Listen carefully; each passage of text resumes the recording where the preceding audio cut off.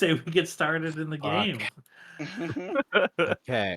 I can Uh, I'm still waiting for Foundry to load, but I wanna collect 1 inspiration. I need to have 1 inspiration in my hands or I feel insecure. I'm at Okay, inspiration. if you wanna bring us up to Uh-huh. speed, please go ahead. Well, the crux of last time was the great worm chase. Uh, we started off in the morning, or did we actually start getting into the town, and becoming acquainted with the people? I think we started with your Yeah. arrival in the town, yeah. Yeah, so initially, they are very clearly skeptical of us and our whole shit, as they probably rightly should be. They are being fairly gracious and humoring besides that, especially considering their whole umbrage with Basar. Um, they invited us to what is probably not like a nightly celebration, but was certainly like a festive sort of communal food slash drinking atmosphere prior to actually yeah, I guess the auspices was it was prior to the night of the hunt. Uh Mhm, correct, yeah. we got a lot of like kind of lore information about both the North and the Pale Mover. Um then the next morning we found our I think I blocked out what their horrible names are. These horrible shrieking boys that are pulling our sleds. The snow lopers? The snow lopers, sure. Yeah, these look nice. Yeah, they're good. They're not from Star Wars, I'm pretty sure. They are not from Star Wars. Pretty sure. Um, yeah, we had to split up into our respective sleds. Um, the breakdown well, essentially, we were tasked with not using magic and not just, like, blasting the shit out of one of them, right? Engaging in the hunt on the hunt's terms, which is to say observing the appropriate local culture and custom for this thing, which is to basically whale, like whale hunt. It's whaling, just putting harpoons in and dragging them till they slow down, or get tired. Gently inserting the harpoon. Yeah, it's just tuckering them out until they die. It's good. Uh, so we set out. There was a high speed chase. We did fairly well considering. Well, luckily we had good drivers. We had more problems with the actual shooting, but we still did fairly good with the ballista on the back of them. We managed to get one separated reasonably early, and then after a relatively short time, got the second one pulled to the side. The first one, I think, died relatively quickly because it breached and like collapsed back down onto a big rock or like a big piece of ice or something.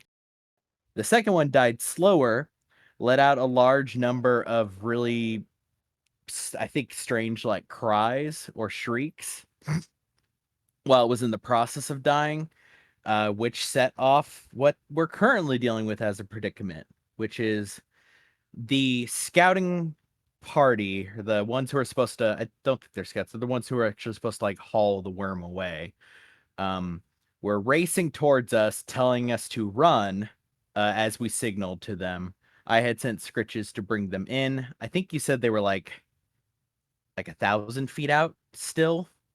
Like, because 'cause we're Um, quite a ways away from them, and yeah, one the half of other us is hunting party, yeah, yeah. of the Skurans, yeah, you've split left, they split right, and over the course of the hunt, the distance is very large between the two Yeah, parties now. and we're like a couple 100 feet away from each other, at least our Mhm, respective parties, right? mhm. Because Lelis and Rainier are further to the right functionally than we are. Yeah, they're more south Yeah. of you as your worm kept heading Yeah. going. So there is some distance between the two of your own hunting parties. Yep. I don't recall which direction that the big worm was coming from, but I think it did get the scouts that were racing towards us, right? Yes. Yeah, Yeah. it got them and almost got Scritches out of the air at, like, 40 or 50 feet up as it, like, breached. And I don't think we actually saw the end of it either when it jumped. I think like we didn't see the tail, right? Like it didn't fully leave the snow. In the leap, it did not fully leave as it came. Has come back down and has hit the ground. You'll see that you saw the tail eventually as it came in, but it's fucking big. Yeah, it's I long. think you described it as like purple underneath, but it had like ice on the back of it, or like a legally distinct ice shy halud. Yes, you did see it from your perspective. An ice halud, if you will. An ice halud, yeah. And so this thing, I don't recall how far away it is, but I don't think it's far enough. And it is very clearly headed towards us, the other, not Rainier and Laylis, right? It seems its direction. Yeah, its direction seems to be in heading towards your grouping, and it is currently like 200 feet away. But it is hauling ass currently, right? And the little worms were hauling ass through the snow and the earth and rock, and this thing just seems to plow through that even faster and easier. Well, given that everybody notices it, but I think I was the first one to catch it because I got the alarm from Scritches. I'm probably just shouting run incoherent. Like there's no more information other than run. We need to run. Go. Okay. Go ahead and take inspiration. Thanks for the recap.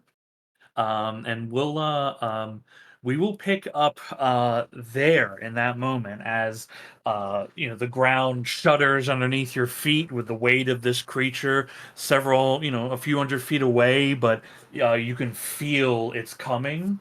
And Zal yelling, repeating the warning that they had heard, which is to flee, to get out of this area. As you see the worm, as it is punch back down under the ground, you just see the ground swelling at the surface as this thing is rushing towards you. There's gouts of snow being blasted into the air behind it. Rainier and Laylis, Rainier and Whispers. This is obviously close enough for you to see. Like it's big enough that you all can see this over as there. well. You actually had it right the first time. Yeah. Yep. Laylis and Rainier are the ones who are separated. It's Durham, Ember, Zal, and Whispers who are over with who are only 200 feet away from this fucking thing. Oh, okay. Yeah, Laylis was just so you know that is the way we are.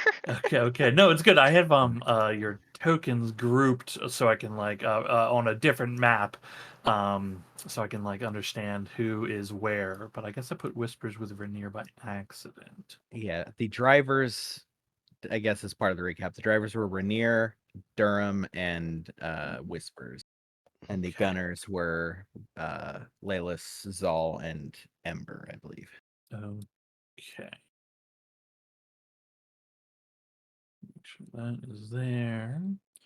Are you sure? I seem to remember Durham decided to stay in the village and isn't there at all. And Yeah. It's not. Yeah.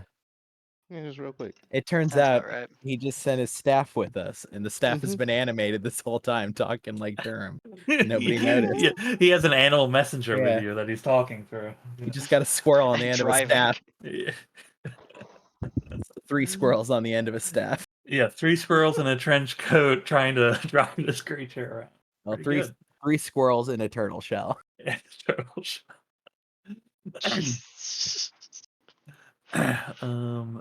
Okay. Let's see.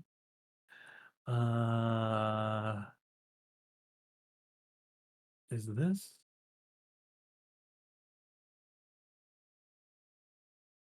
Yeah. Okay. Cool. Okay. The large worm is rushing towards. We'll call you guys Group 2 up north and Group 1 down south. The large worm is rushing. Shouts of run has been declared from Zal. What is Group's 2 initial reaction? You are currently, down by your worm. You currently have your ballistas aimed at the dead worm, or the recently deceased worm. What is Group 2 doing? Group 2 being us, right? I'm sorry, I might have missaid it. Group 1 up north. Durham, Ember, Whispers, and Zal. What are you all doing? Crack the whip. How are we gonna get this thing back? Doesn't matter. Run. Okay. But we need it. Can I just shoot a harpoon like square into its body and we try to drag it? You can. I mean, you can do that. Yeah.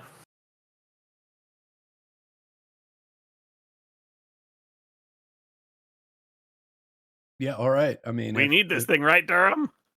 Yeah, if Ember's firing a harpoon trying to drag this thing, we'll see how far we can get dragging it. Durham's, Okay. yeah, gonna. Okay. You know what? I'm gonna use another charge and do a quick speak with animals and have a real quick conversation with our 2 what are they called again? Snow lopers. The snow loper. Have a quick conversation with them. 2 snow lopers that none of us want to be dinner. Run. Okay. The ballistas you shoot with the javelins. Remember, the javelins. They do have roping attached to them, but there's but they're not- hooks at the end. But they're not designed to like pull anything or along drag. behind it. Like they're not attached to your cart or sled. It is possible for you to essentially, like you're close enough, right? It is possible for you to use a hook at the end to try to hook on some of the armor plates that they have to try to drag this thing with you. That is possible. I would require the shooters to do this. I would have you just make the attack rolls, which will be the D20 plus 5. There's no. The thing is not moving, so I'll give you advantage on the. Will this be? Let me just look at what your skills are to see. Is this a skill check, or will an attack just suffice for it? Okay, I think for ease of use, an attack will suffice for it. It's a D20 plus 5, and you'll have advantage because it's dead. So a successful hit in will give you the hook, and I'll allow you to like anchor that to like tie it off to the bottom of your actual like little ballista thing that you have. So that'll be an attack from both Ember and Zal. I don't think I'm doing that at all.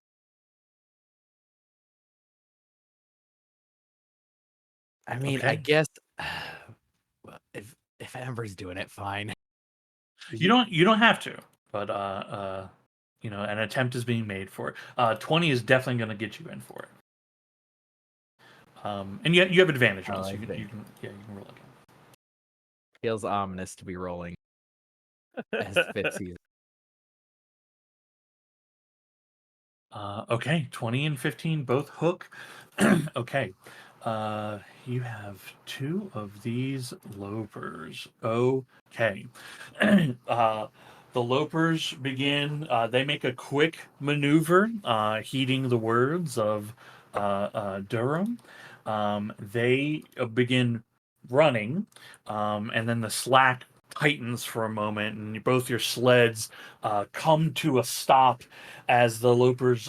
You can see their feet like sink in to the snow, and they are like now digging one foot in front of the other, trying to just heave this thing forward. um, Let me get driving checks from Durham and Whispers. Again, it's either your vehicle proficiency if you have it, animal handling if you don't have that. And I'll give you advantage from your speak with Excellent. animals situationally. Yes, that was close. Okay, wow, very good from the both of you. Okay, you're managing to like keep the pressure on the animals, and also like in this stressful moment here, keep both all the sleds steady. You're able to kind of keep your manage everything on your end of it. These animals, okay.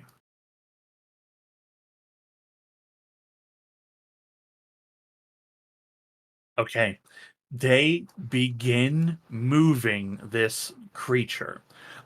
Your speed is, even with the four of them, this juvenile worm is still quite large in its own regard. They are moving. Their speed at uh, with their speed with just the sleds on it, like they can get up to like 60 feet. They're currently at less than half speed with the weight of all of this. Um, so they're moving at about 25 feet, trying to drag this weight behind them. Okay. You all begin moving with that worm. What is Team 2 in the south, Rainier and Layla's doing? Okay. Can we see what direction our friends are headed at this time? I mean, essentially, they're heading south, right? They're like a Right. little bit from your position. They're kind of northwest from you, so like kind of Okay. diagonally from you, and they are heading south at the moment. Okay. And which direction is the village from us, out of curiosity? About 2 days ride southish. Oh, okay, okay. We're very okay. I Yeah, forgot that we that's had fine. that distance because I was like, Yeah. we can't just head back. That would be a problem. Um, Mm. in that case, I would steer us eastward. So that we are in. Wait. Yeah. So that we are kind of in a different direction than our incoming allies.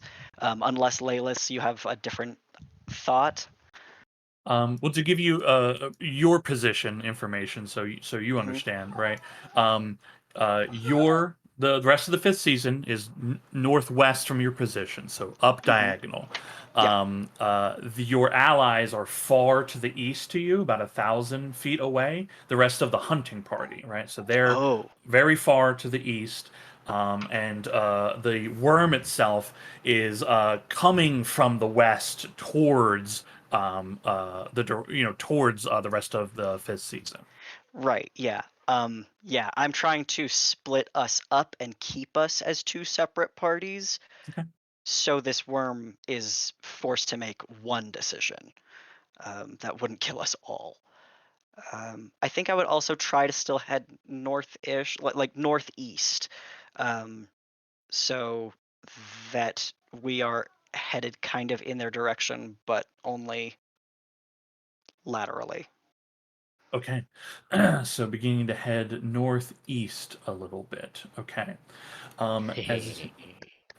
As you are not attempting to like rope your worm, you're not gonna have to make any like checks for that. You essentially can just like, hey, go, and they'll begin moving. So your speed will be unhindered. How how far do you want these things to like go? Do you want to move They're full 60 feet, or do you want to like stay closer than that? Let's do 50 feet. Real quick before we go to that 50, how close are we at the moment? I know you said I think it's like a couple hundred feet, I believe.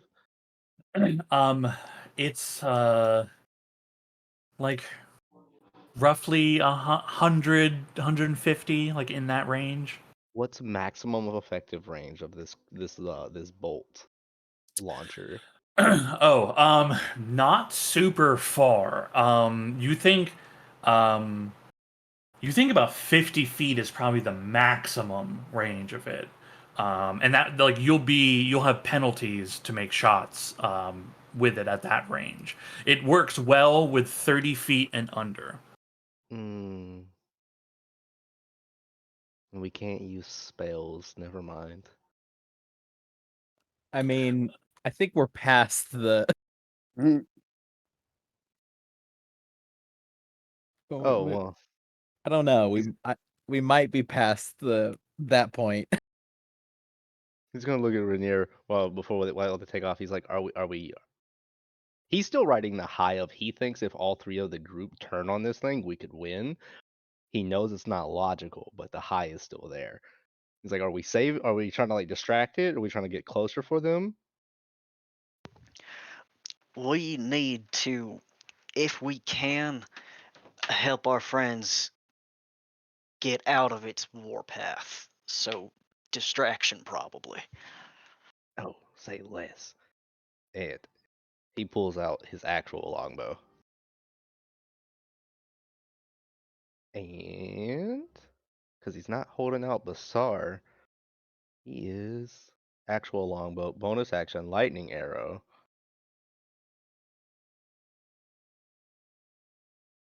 And And where's the action? what are you shooting at? The big one. The big worm. Okay. What's the 150 for low end, 600 for long end. 600? Okay, you're at long range. Because the worm is beyond your party, right? So it itself is longer than 150. Is that? It's been a while since I shot a bow. Is that disadvantage on the attack at long ranges? Yeah. Yeah. Okay. So let's see if it hits first. DC Vantage. 19. A 19. If it doesn't, I'm terrified. Yeah. Be honest. Might not. A big fucking thing. I mean, it might hit and then just like bounce off its armor. Yeah, might not care. Yeah, There's a a stick in there. 19. Let me check something real quick. Because I will say, for my first arrow, he's launching a lightning arrow straight at this thing. Yeah.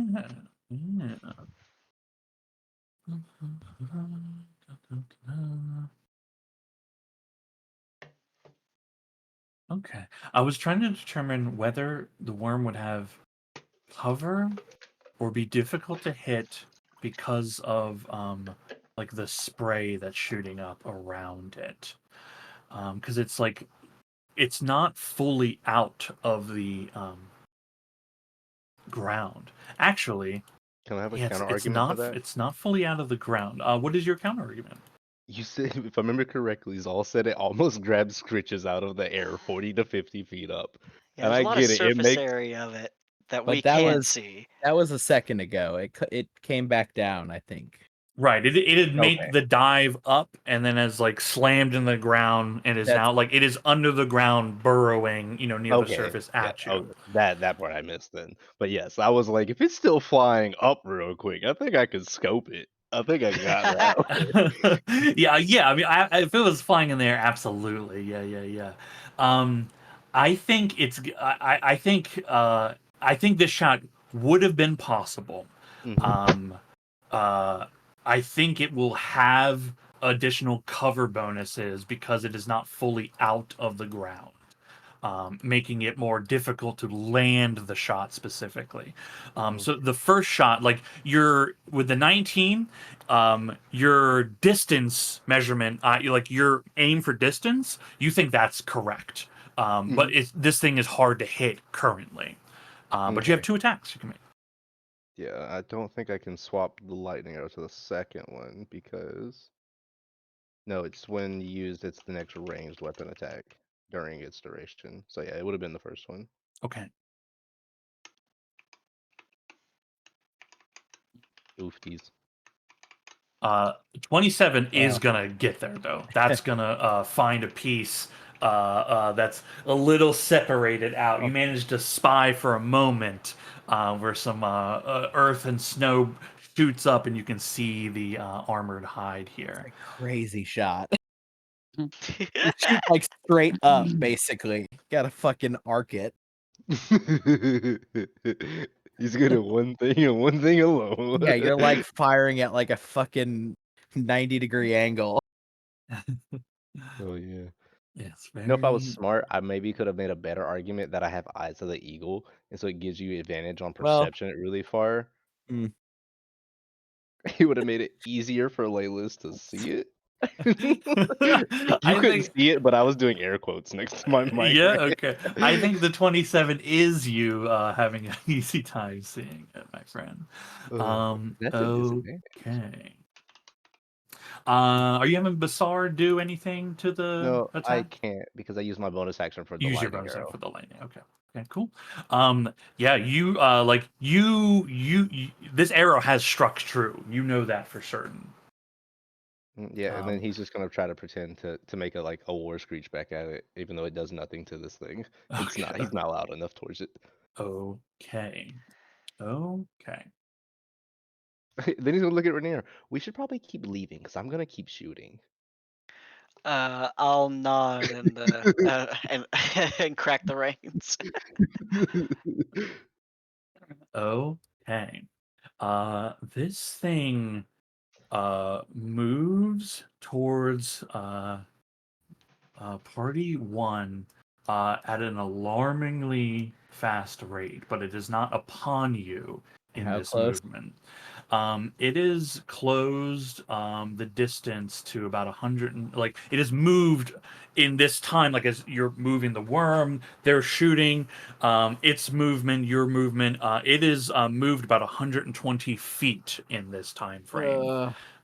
Which is just ripping. Like behind it, there's just like a trough in the ground in its wake. That puts it roughly 100 feet away from you all. Um, well, it'll be about if you continue dragging the worm currently, that'll get you to about like 125 feet away from it. Okay. So what is Team 1 in the north doing? You know, it conveniently has 120-foot range. Wall of fire. 60 feet long, 20 feet high. It's not nothing. Trying to tell this worm to go away. This is not it. Conveniently has 120-foot range. I like your energy. I think I like that if you cast wall of fire, I cast wall of stone. Well, in a game of this is what we're doing, I will use 6 charges of the Staff of the Woodlands and cast Wall of Thorns in between the Wall of Stone and the Wall of Fire. Okay, that's very Yeah. cool. I'm gonna match whatever the dimensions of your wall of fire are, Ember. So I mean, mine is only 60 feet long, 20 feet That's- high, but I think yours can do more. it can, but it doesn't necessarily. I don't necessarily want it to because I want it to stay as thick as it can. I want it to stay 6-inch thick. Oh, right. Okay. 10 by 10 panels, which if you were to go 20 feet high like my wall would be only 50 feet wide instead of 60 feet long. Yeah. Or 50 instead of 60. I have to Got it, condense it in okay. order to, yeah. But I will do that. It'll be slightly shorter than the wall of fire, but as high and as thick as I can make it. Okay. Yeah, and I'm gonna try and squeeze that wall of thorns in between the two. Yeah. Are you able to cast the wall of thorns so it's in the chat so we understand what it's doing? Yeah, let me find it on my sheet here.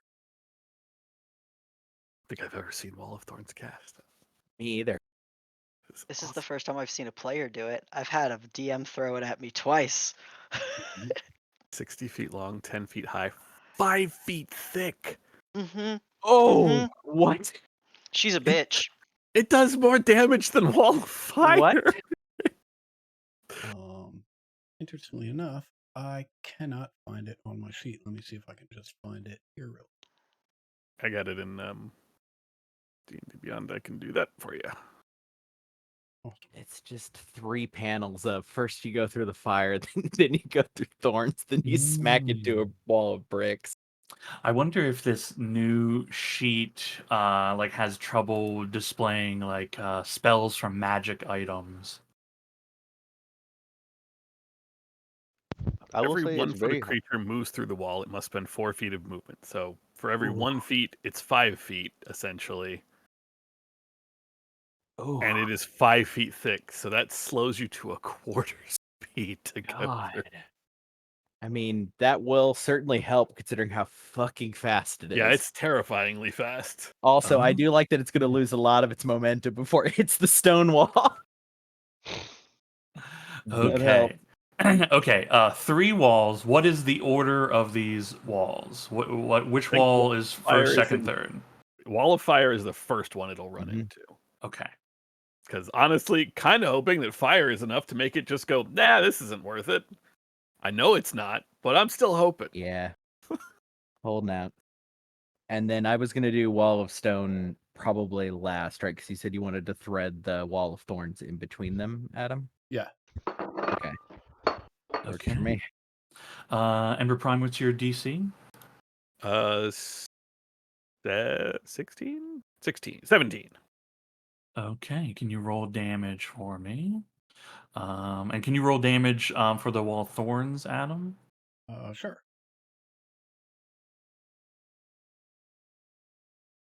Oof. That's an unfortunate amount of 2s.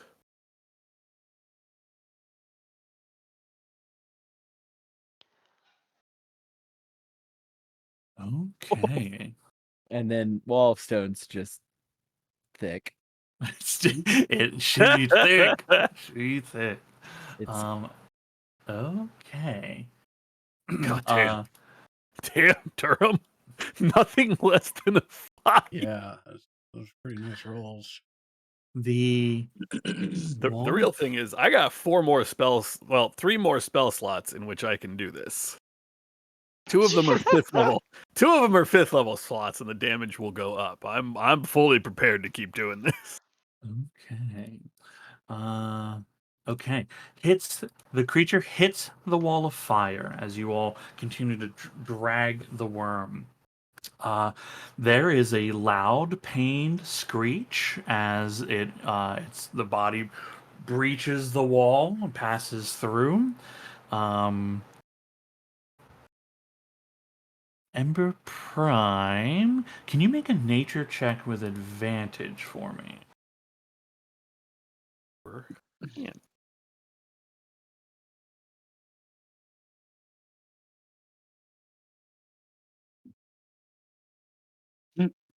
Okay. I'll take the 11. Hey, 11 is good. It's really not. Well, for this, Listen, this 11. will get you the information. The creature definitely doesn't like the fire. You think based on its size, it really shouldn't be bothered that much by it, right? But there's a loud wail that comes from it as it moves through the fire. You think fire is really not good for this creature. Okay. It hits the wall of thorns. Okay, another Dex save. And what's your DC? 18. Durham? 18? Okay.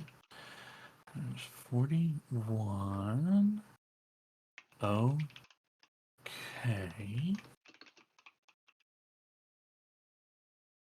Mhm.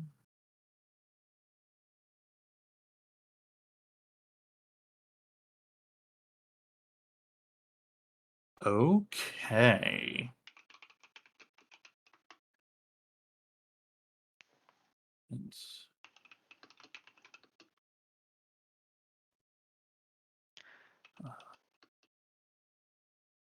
Okay.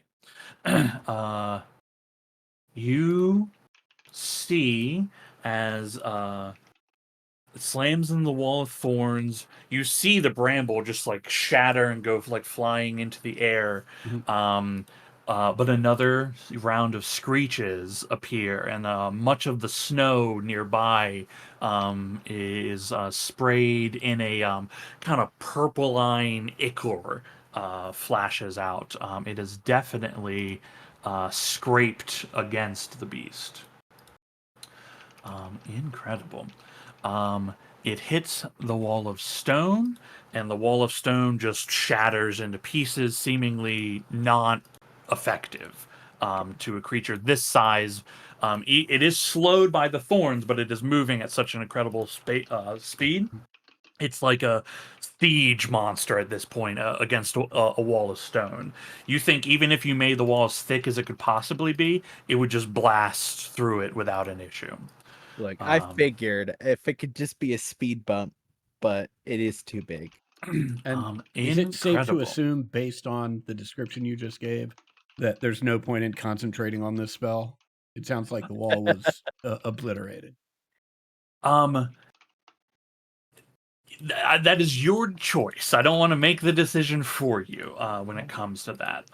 It will take a second for its whole body to get through. Yeah, there's still a lot of it. I will tell you, as it is is passed through these very cool walls you guys have thrown up in front of it.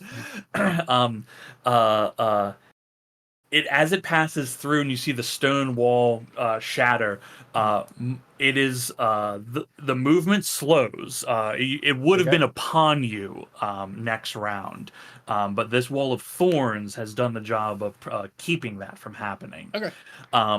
You do see as it blasts through that stone wall, the movement on the surface and the spray of the ice significantly diminishes as like you can tell its body like it is just going under now to get away from all these things that are hurting it at the surface. Gotcha.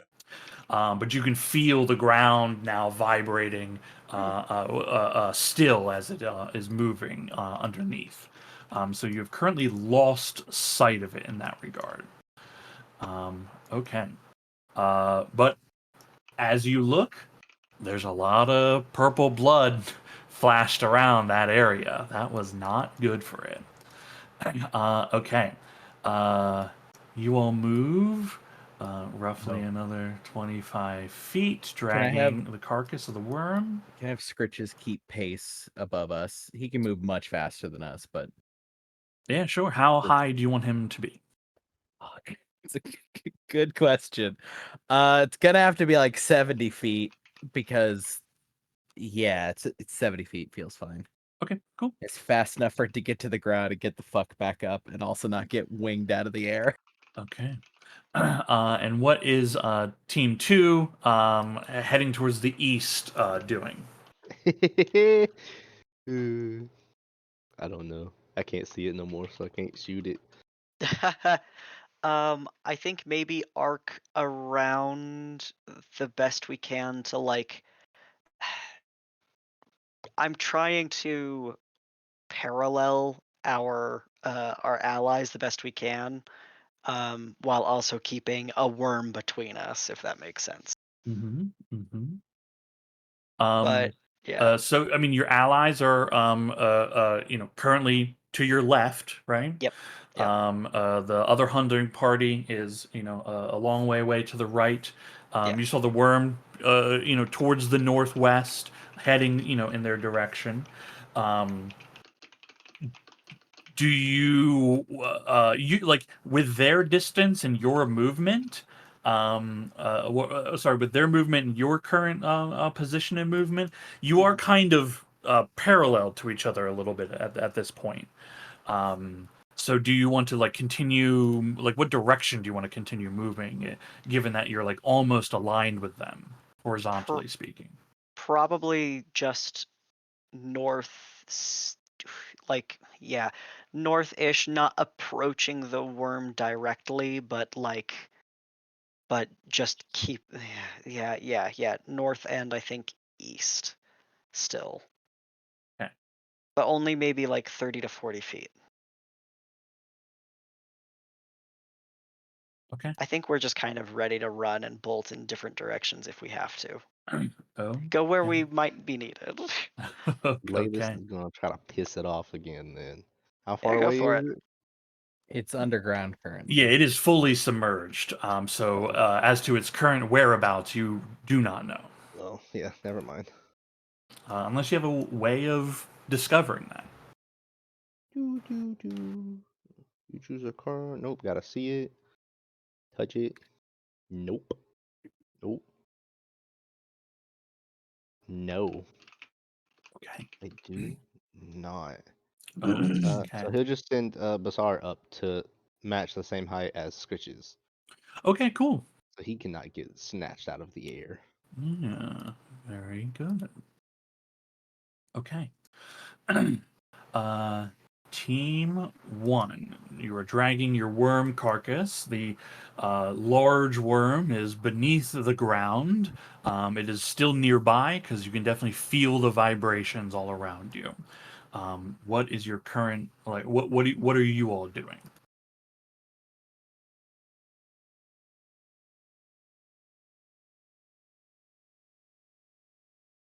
It has dived, so I'm gonna break concentration on the wall.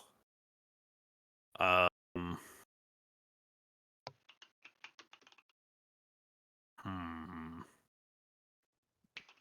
am very tempted to just basically ready to cast another wall of fire in front of it when it bursts through the ground, but I'm a little worried that it'll burst through the ground in front of us, and then I will have cut off our escape. Yeah. Zal, how strong is Scritches? Can it drag this thing? No. I'm going to bail the second I see it. I will. We did all this just for these stupid worms. I know, but I don't want to die. I will hold my action to cast a spell when I see it, because I'm gonna make a call shot that it's gonna catch us. To dimension door me and my friend here onto Scritches up in the air. Okay. Just gonna Dog. leave your snow leaper. Yes. I'm so sorry. We might come back down for them. I can dimension door back on if I need to. But at the moment, Wait, hold on. I need to understand something, Sean. Are both of our snow striders, snow leapers, tethered to one giant worm? yes. So each sled is 2 snow lopers, Yeah. and you have anchored, right? Both your sleds are anchored to the worm, right? Okay. And so there's 4 of them that are like struggling to move pull one this more. weight. Yep. Yeah. Okay. Which they did manage to do last turn as well. But this is like this amount of strain, like they are not made for this. Like, we got maybe 1 or 2 more turns of stalling. Probably only 1 at most. And just so I'm clear, the terrain around us is just wide open, barren, like ice. Is that accurate? I mean, it's a big ice tundra. There are some rocks nearby that you could use for cover or climbing. They're not mountains. They're just like occasional there's big rocks, big boulders out Right. here.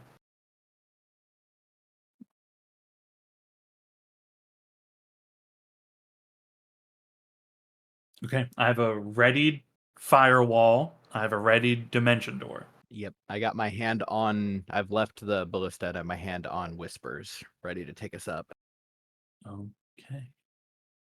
How big would you say the rocks are? How big are the rocks? Okay. The way you said that was so like. I'm trying to decide if this is worth it. Like, I have animate objects. Oh, It is concentration, so I wouldn't be able to wall of fire, but I could get a huge strength 18 animated rock to help us pull this fucking thing. wow. Just a. But it would be boulder. for 1 minute. 2 minutes with my other 5th level slot. I mean, would you have them push? They get Push or behind pull, it? whatever. They just grab They some get- fucking ropes and pull. I think they'd be better like just scooting behind it, right? Just rolling themselves on its ass. I will tell you from your current location, you're from the nearest rock. You're like roughly 70 feet. Okay, yep. From where you would be located from it. Size wise, I think they'd be well, the whole rocks like altogether would be categorized as like huge. Each individual rock is not huge, but the grouping of rock there could be considered huge.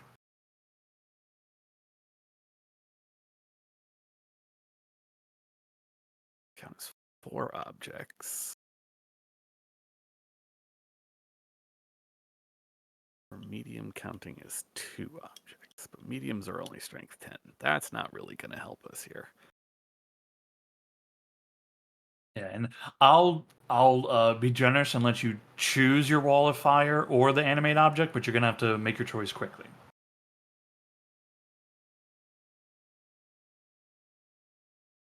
Yeah, I will use a 5th level spell slot. I will drop the wall of fire, which is now over there just slowly melting snow around it.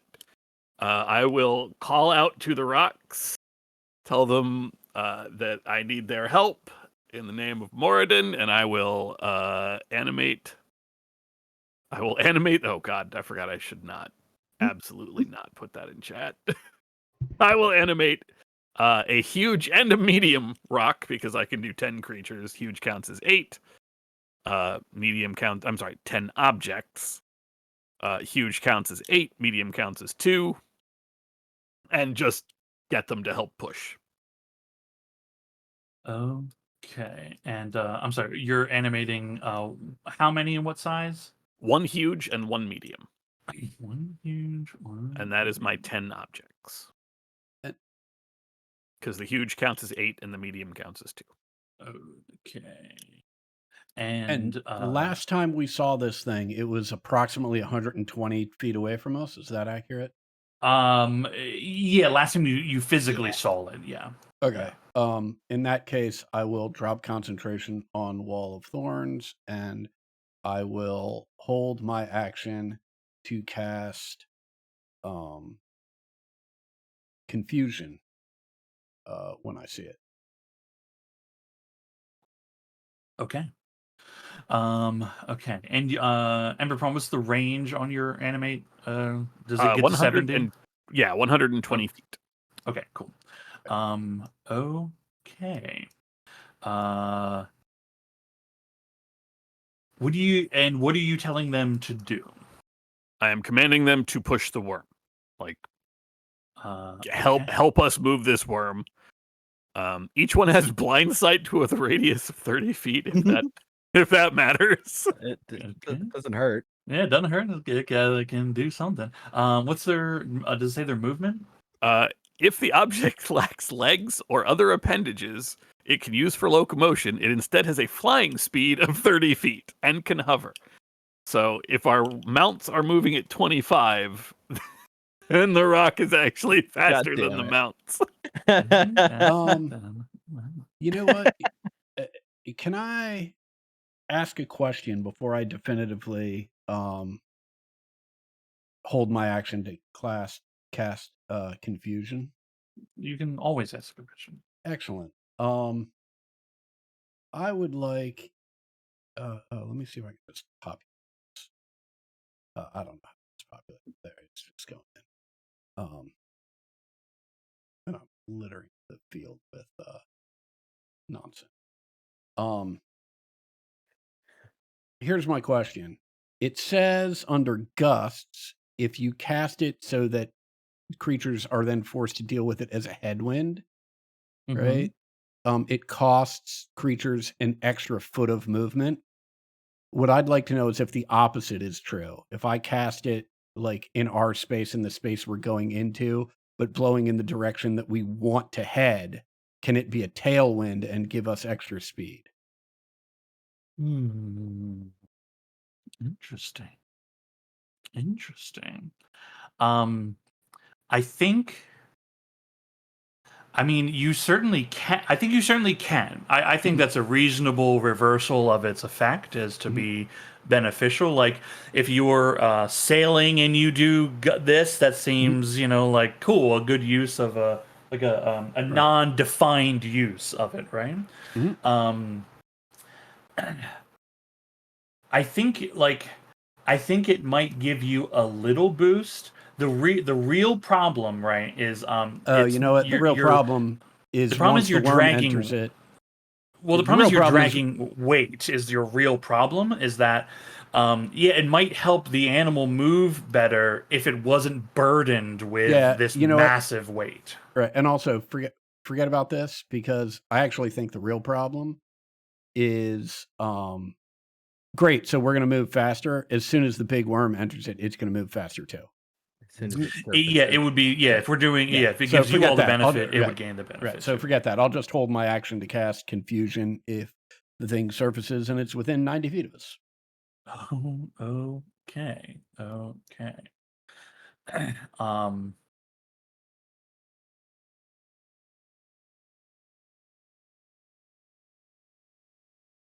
And I'm sorry, Ted, can you read the movement clause of the animated object again? If the object lacks legs or other appendages it can use for locomotion, it instead has a flying speed of 30 feet and can hover. Okay. I think they would roll, but I like the idea of these flying rocks at the moment, so that sounds fun. It's going to take, they have to dash to even get to you at the current spacing. Okay, they will spend their turn getting to around the back of the worm, but can attempt to do something in the interim. Okay. Okay.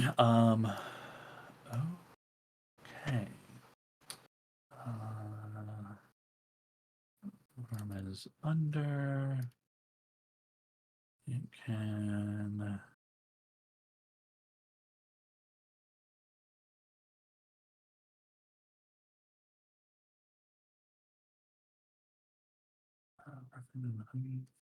Running forward, slowed down.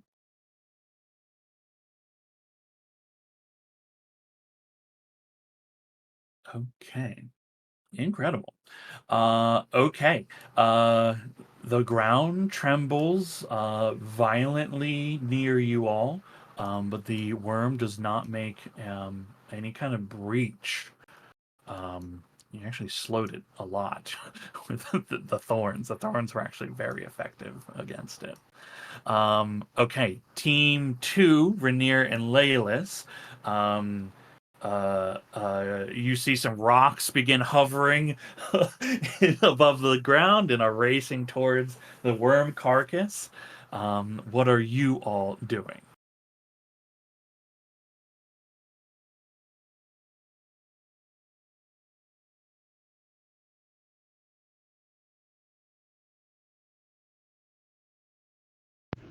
So I think the driver has internet problems at the moment. If I can't see it, I can't shoot it. So I think at the time he's more so just, I guess, trying to see if there's any indicator on like the ground, like spots shaking besides like the whole ground. If it looks like he can see where it's starting to come up, or Okay. Um, you could make a nature check to Ooh. see. Actually, I'll give you a nature or survival.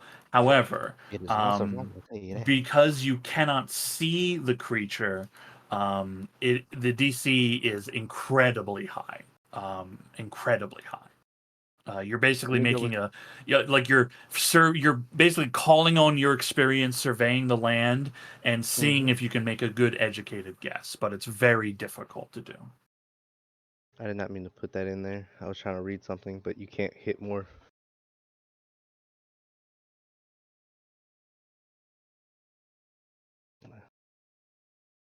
I don't think I get advantage on these rolls. I mean, unless you have something that says you do. That is what I don't know I'm if you have favorite terrain still, or if you've given that up for something else. I also don't think snow would be or Arctic would be your favorite terrain either way. There's a random chance I just got crazy with it. I know so I was like, I'm not sure, but I just have Deft Explorer and just nature.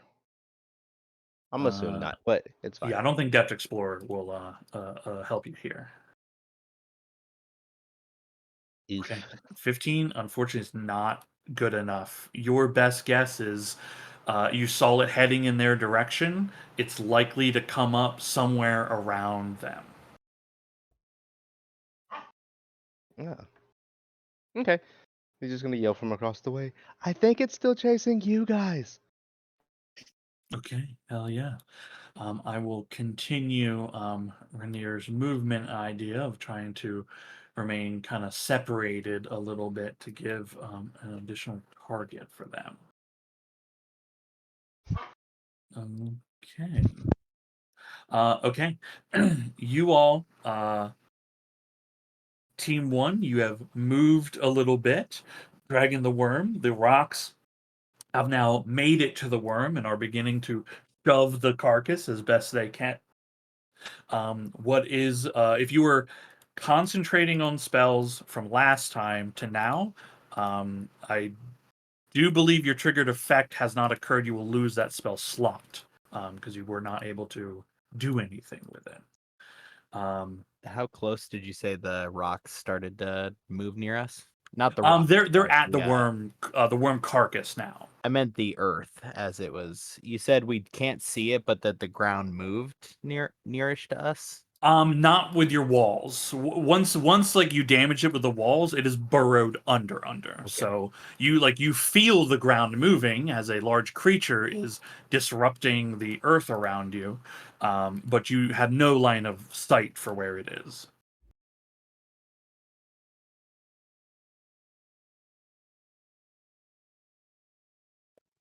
I guess call out like, we're going to try to continue running or get ready to fight.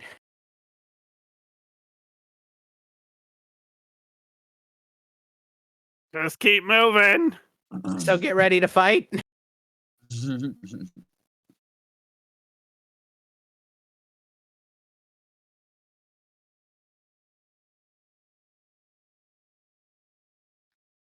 Okay. Ember Prime, anything you were doing? No, I will maintain concentration on my animate objects. Okay, very good. Durham, anything you are doing specifically? Do I see any features on the landscape that it looks like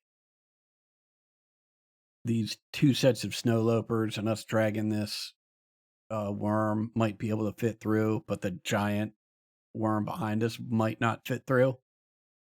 There might be stuff in the distance, but Nothing close. I'll be honest Okay. with you, not in the time frame that you Yeah. have. No worries.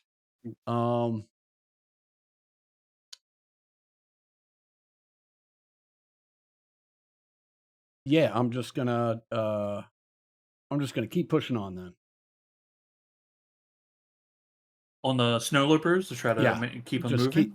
Just keep them moving. Okay. All right. Anything Zol is doing specifically? I will, standing next to Whisper, say, stay or go up. Oh. I think we should just stay for now. Okay, I mean, I can hold it again. I don't know if Maybe that's be the best more idea. precise on my trigger.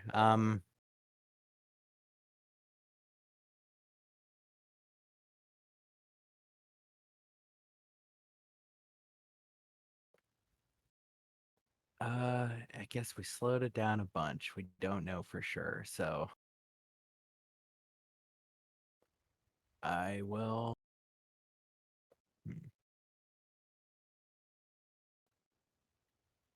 Yeah, I won't. I'll tell Scritches to go up slightly higher, up to about 100, but otherwise I will not. Actually, I guess I may as well. I will. No. Final answer, no. I'll overthink it. I'll just wait.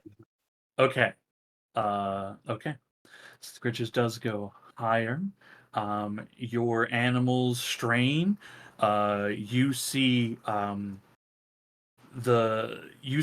like they begin to falter and like slip from like struggling to pull the weight of this. But your words of encouragement, Durham, they regain their footing and begin pushing again. Ember Prime, can you make actually you have the stats for the animated items, right? It's a strength check from them.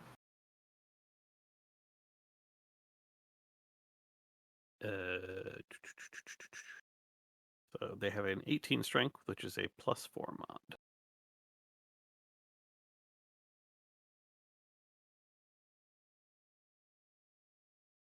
Hey, 21. Okay, hell yeah. And one more because you have two of them.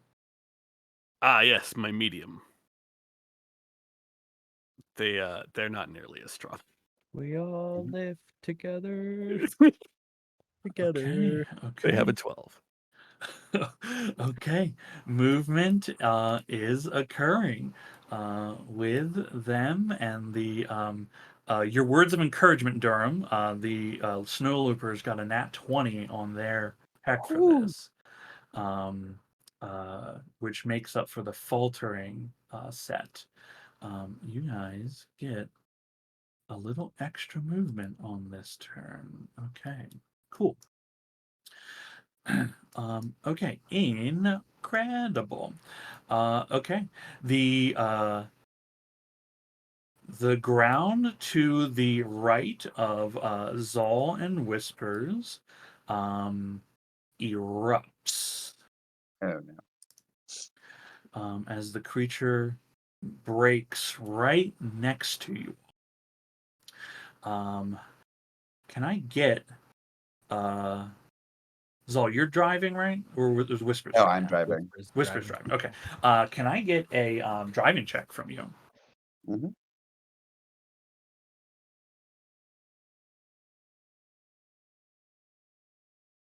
Okay. That is enough to like for just barely like you see the breach, you're able to just skirt out of the ray and not flip the cart. Excellent. The creature bursts up, barely missing you all. Hell yeah. You see it rises up to about like 20, 30 feet up into the air. It is not making a like dive up. It is just breaching, coming up, then looming over you all. Its jaw opens. I just want to double check. Did anybody on your end have any ready actions for that? I did not. Okay, just wanted to make sure. Okay, its jaws open and a horrifying screech fills the air. Scritches is out of its range. Basar is certainly out of its range, and Team 2 is out of its range. I don't know that it does affect the I don't know if the animated objects are immune to the effects of it, but everyone is in the range of the scream. If I can get wisdom saving throws from Team 1 here. This is against the stunned condition. Oh no. You'll have to check the animated objects to see if they can be stunned. It's a construct with AC, hit points, attack, strength, and dex. Constitution, int, and wisdom. Speed is 30 feet. Well, you know what? It doesn't matter because if I fail this save, it just becomes a rock. Well, I'll use an inspiration, though I don't like my chances. I am doing the same. Okay, no, I'm good.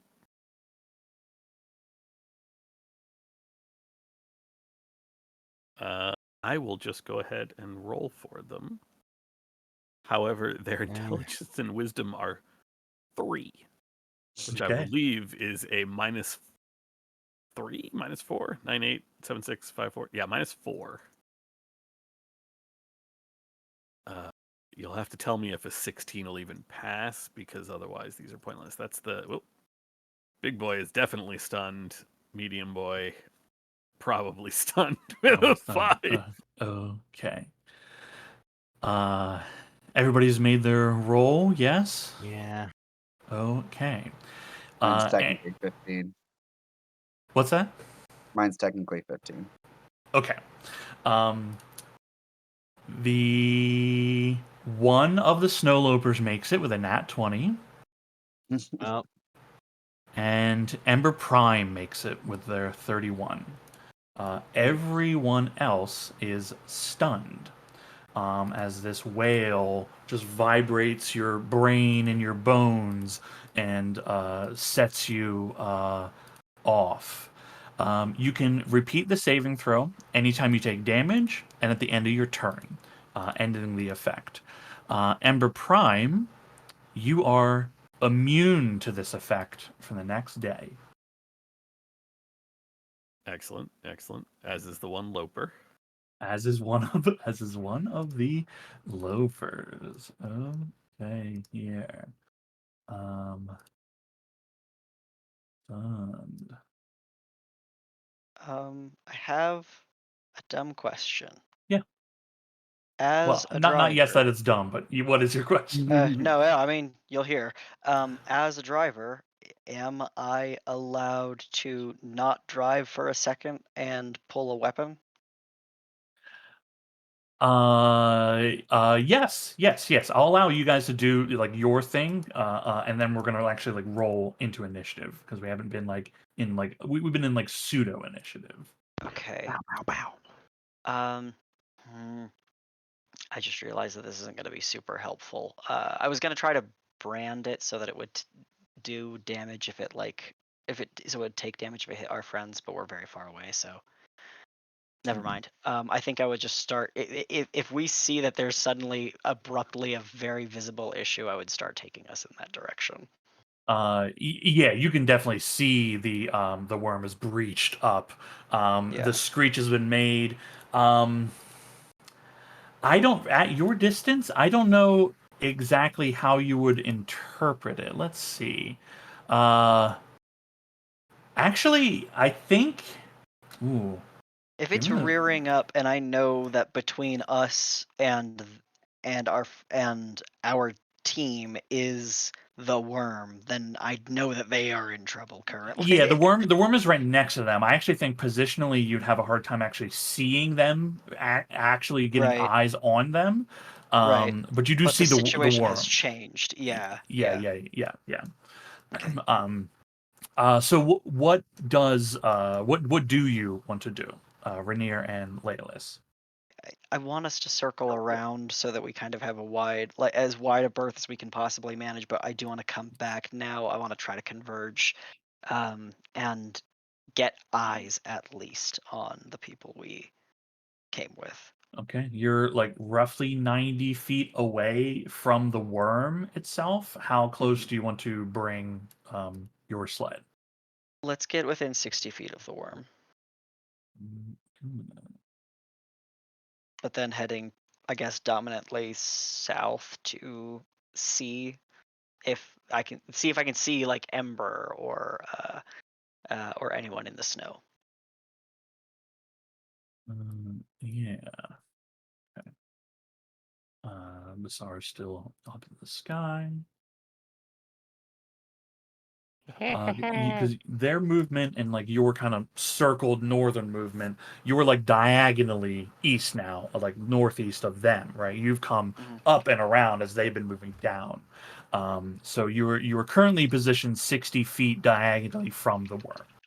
I'm so glad y'all can do that math because I was lost. I'm gonna be honest. I was like, I'm left. I'm left. Yeah, that's fine because this whole That's part, enough. like, yeah, I've been kind of moving you all on a map that you're not on, so I can still maintain. When you to give you that information of like you're kind of this, you're kind of that, you know. Okay. Is there if you're gonna do the driving, I don't know that you get to shoot on the same turn. Rainier, Yeah. that is. Yeah. Okay. Layla, anything you were doing? If I can shoot, I'm gonna do it. You certainly can. This one would not be a disadvantage because it's now, like you said. It is. Yeah, you see, like not its whole body's not out, but it is emerged. Yep. Oh. 30 will hit. Oh. Oof. And then for the second one, because I never use these spell slots, they're only used for third levels anyway. Another lightning arrow, bonus action. Can I do it that way? Shoot one arrow, bonus action, second one. What is lightning arrow? Usually, you're not generally supposed to break your attack action with a bonus action in the middle. Is like you're not okay. generally supposed to be able to do that. You kind of like if it's things that are like affecting your attack and whatnot, you kind of are supposed to do that before your attacks, not in the middle of them. Okay, I will say the only reason I was questioning that one is the first sentence says the next time you make a ranged weapon attack during the spell duration. Look, I'm gonna let you do it, but I know because I've like run into this a few times myself, and I believe the understanding is the bonus action should not come in the middle of attacks, but like you're allowed to move and whatnot in between attacks. It's just bonus actions are funky. So then here's the favored foe. That's the free. Okay. Oh my.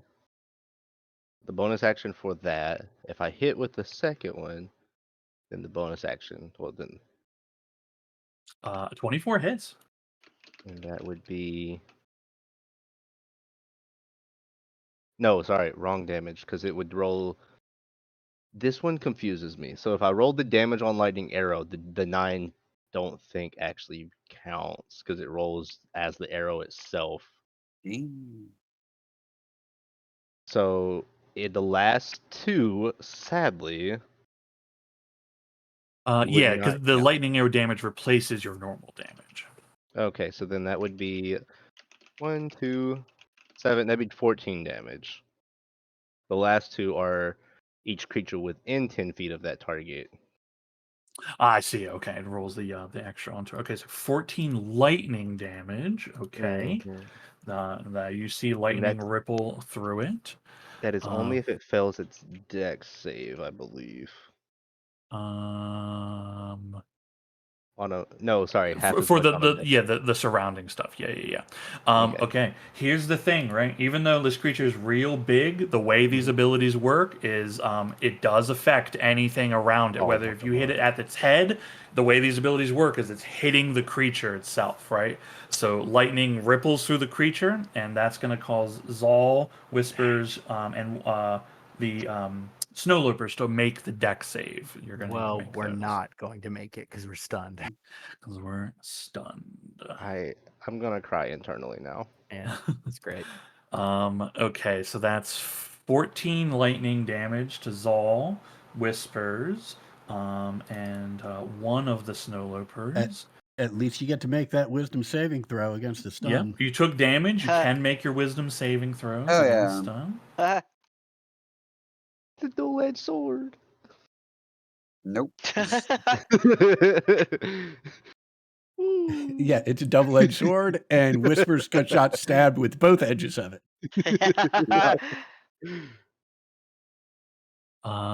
Okay, Whispers does not clear, and Zal does not clear the stun either. Okay, and both Lopers, the Lopers, for as like, you know, as these things don't have that much HP. And the 14 lightning damage, they're looking in a real bad way, the two of them. One of them being stunned and does not clear its stun. The other one didn't make its save for it. Okay. Honestly, if you had got them out of the stun, this is actually a good tactic, even though it damaged them. It's actually a good tactic. Okay. If I can have, hold on, let me bring you to the map to see kind of where you guys are. You can feel free to move your flying mounts like positionally where you'd want them to be. I've just like put them up and they're marked at their height. But you can move them where you kind of want them to be in the air.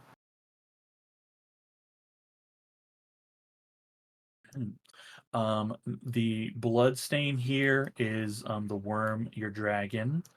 This is the carcass of the other worm, relatively speaking. Okay. If I can have everybody roll. Just into want to initiative. point out that my big rock should be 3x3 because he is huge instead of large. Sure. That might become important for the size difference required for grappling at some point. Sure. What should those of us that are stunned roll at disadvantage? Ooh, Huh. no. Because it doesn't have anything to do with your ability checks. Gotcha. Is the thing. Well, hold on. You're incapacitated. Yeah, well, I still need you in initiative.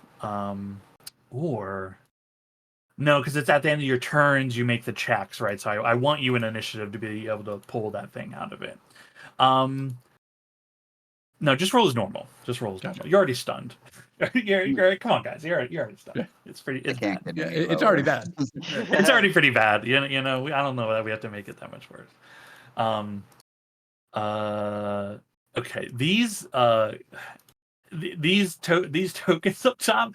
I don't have an animated weapon, right? Or an animated object No, thing. honestly, that looks pretty awesome because Yeah. I'm assuming my rocks are pretty much covered in snow and ice. Yeah, icy Okay. mess, yeah. Let's what is their the initiative on your animated objects? They go after me. Okay, okay, thank God. Yeah, I have Okay. to use a bonus action. As a bonus action, you can mentally command any creature you made with the spell if the creature is within 500 feet of you. If you control multiple creatures, you can command any or all of them at the same time. You decide what action the creature will take and where it will move during its turn. Or you can issue a general command, such as guard to a particular chamber or corridor. If you issue no commands, they defend themselves. Once given an order, the creature continues to follow it until its task is complete. Unless I give it a new order. Okay. I love it.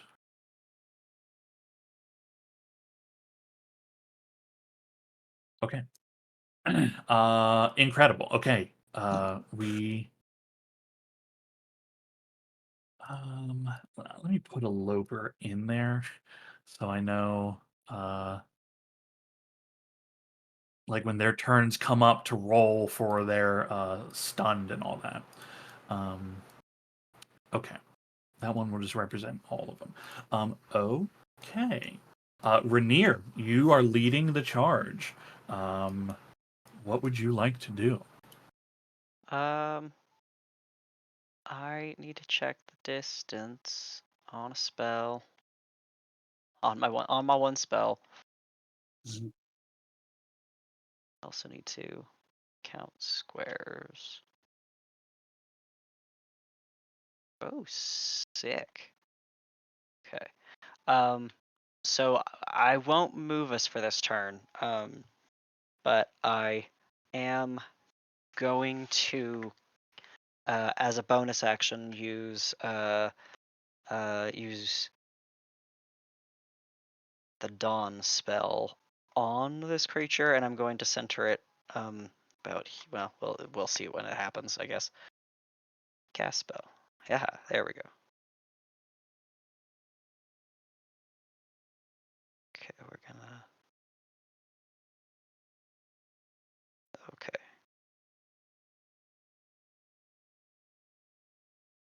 Leave there.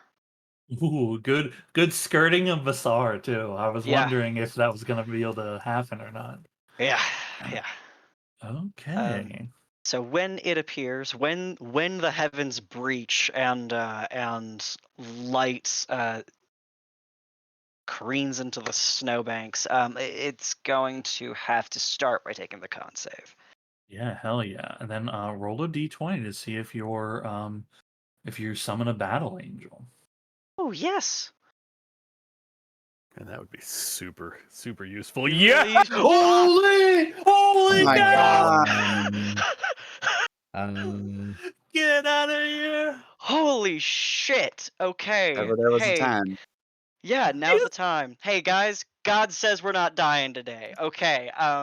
Let me figure out where it's where it shows up, because I never thought that was gonna happen. Yeah, that is incredible. Hang on. I have it. I just want to move it to a folder for you and then give you Woo! control over it. Battle Force Angel to my side of the battle. The Battle Force Angel is friendly. And it sticks around for 1d6 rounds. I don't think it specifies where it arrives. It might not. And it We'll would make say- sense that it would we'll be say- near the light, like where the spell gets summoned. Yeah, I'll say it's within the spell's range, right? So whatever the range of the spell is, seems that's an easy solution for where does this thing appear. Okay. Let me. Can I make a cinematic approach to this? Because it's not my creature, but I think it's. You cast the Dawn spell, but it's such a majestic individual. It pops up dead center, as if like breaking through and making an entrance. A sword cuts through the clouds, and out comes a celestial beast and the sunlight. Because even with the animation, dead center. Well, I forgot how to ping on Yeah, here. Yeah, right the here. only asterisk I'd put next to that is dead center is great as long as it's not also affected by the Dawn spell. Yeah, it like, might be if affected by the it- dawn spell. I can't yeah. actually say it goes in that same place, because there's a very good chance that could just kill it. So That is fair as well. I did not think Oh. about that. I was like, it's Oh. immune. I It feel got like summoned by an Dawn. angel would at least be resistant to radiant. I would assume. That might be immune. Jesus summoned it, and then Jesus was like, never mind. hello, Max, babe. Yeah, you Look should at have. her. You should have control of the token. This is their large art for the Battle Force Angel. You should be able to move that around, and then open it and Yes. do whatever its stuff is. Is So, there heavenly fucking trumpets? I think I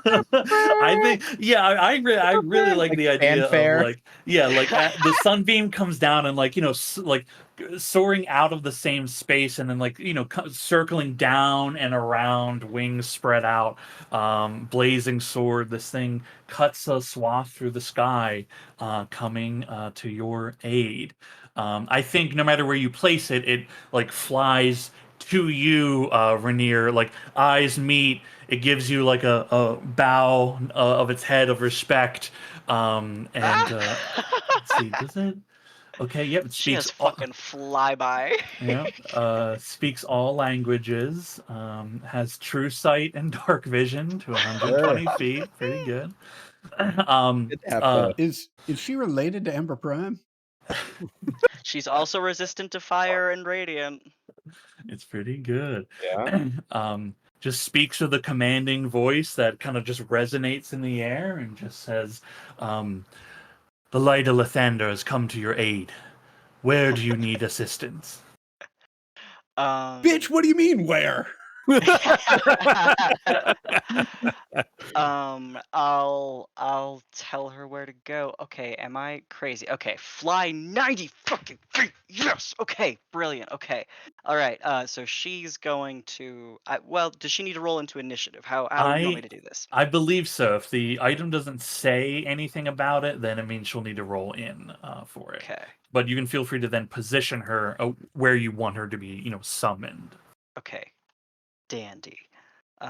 This thing kind of crazy. I'm reading everything Yeah. about it. Yeah, I'm in love with her. But not knowing what it does makes it better because then whatever it does, you just go, wait, what? Yeah. Oh, I think I'm sorry. It's your turn. It might not like yes. understand that you have total control of this thing yet. Perfect. Yeah, that's fine. That's where I'll want her to start her turn Okay. at that time. Okay. So that's my bonus action. Okay. Just so you know, it did succeed on the saving throw. Okay. All right. Oh, that's right. The damage. Yes. Oh. It's good Wow. damage though. Okay. Wow. Okay. All right. So without moving, because I can't do that. And just We so will- just so you are aware, the light is certainly damaging it, but like you don't think it is affected by the brightness of this light in any way. It almost doesn't seem to even understand that there is light around it. Yeah, that's fine. I will still target it. I'm going to just roll my regular shit, but it just won't have the radiant damage because I don't have the right currently active. Okay.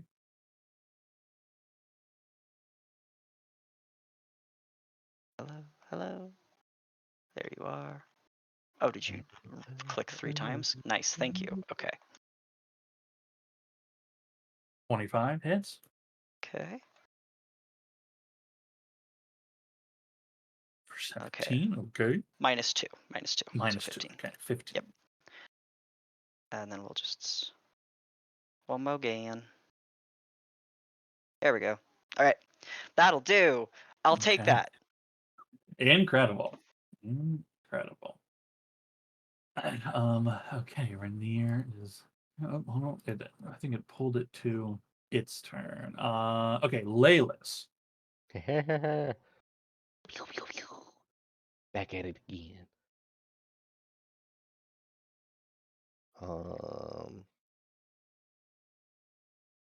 Yes. Trying to think about the bonus action. What do I want to do there? What? We are going 21. 21 hits.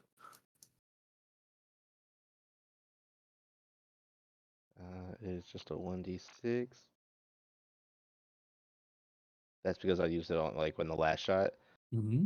And then 6, excellent. Basar's at 70, so he can't reach me anyway. 27 certainly hits.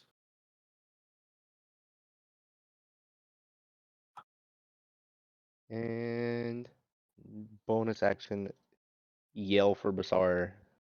Can't dodge that, so 1 second. He can move 40 feet by flying, so can't go up. Gotta go around. 20. Oop, nope. 20.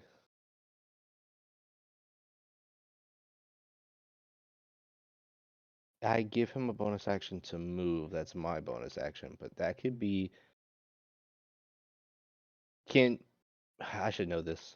The bonus action I give, can it be to tell him to use the sprint action so he can double his move? Well, I gotta let's see. double find it. Feature. It can okay.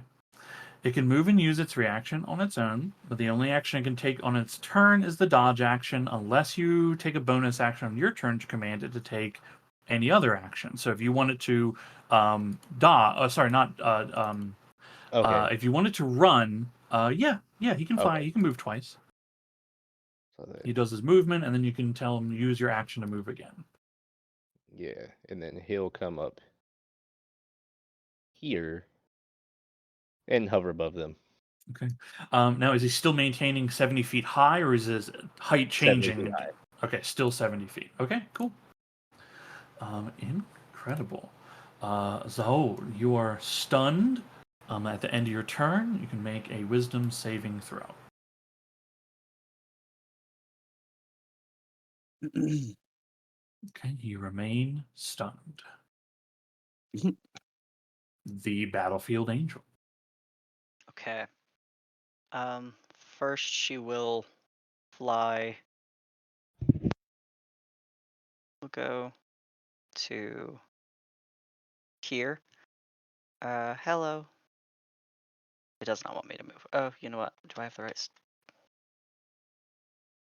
I didn't have the right thing selected. That would be entirely my fault. I apologize. Once here, she is going to issue a stern and fire instilling command, and we're going to open with her battlefield inspiration and grant a D4 to Whispers and Zal. Mm. And I'm not gonna give it to the Loper. I'm gonna give it to Worm is also stunned. I think. Okay, yes, Durham, thank you. You do have a little sticker. Okay. Yeah, and then for her for the remainder of her movement, she'll just back up another little bit of distance.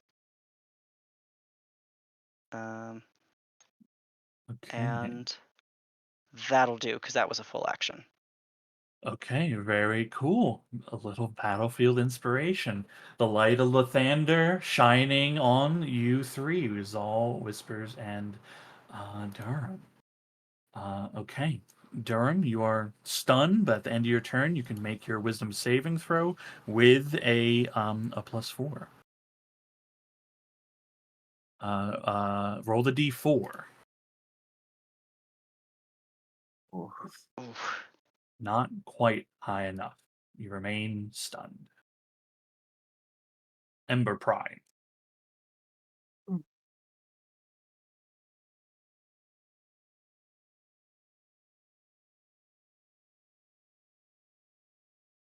Oh, Tessa's dogs have to go out.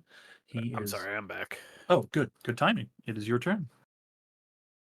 Alrighty.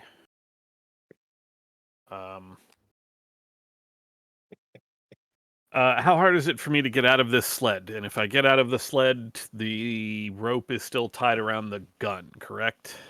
Yeah, the rope we're saying is anchored to the ballista itself. To get out of the sled, we'll just treat it like you're mounted, so it's half your movement to get out of the sled. Okay. And the plus 70 feet, I'm assuming, is for Basar. That's for Basar, yeah, his height. Okay. Keep going, Durham. We got this. I will spend half my movement to get out. I will spend another 10 feet to get there, which is basically all of my movement. Oh, wait, I have 30, not 25. And because we've had this conversation and I know how this goes, I will use a 4th level spell slot. I will shake Whispers out of it. I'm actually not shaking him out of the stun. I am casting Death Ward on Whispers. Oh, thank God. That's way more fucked up, actually. Wake up! Wake up! Okay. But that's all I can do. With a bonus action, well, they're stunned, but I'm not going to change their command. I'm going to have them just kind of try to keep pushing my animated objects, but they are both currently stunned. Okay. Yeah, you're telling them, like, do this. Yeah. I'll be honest, it looks like they can't save because they're at a -4 to their check.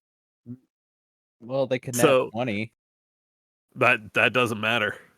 Brings them to 16. Yeah, that'd be 16, and you rolled a 17 and didn't save.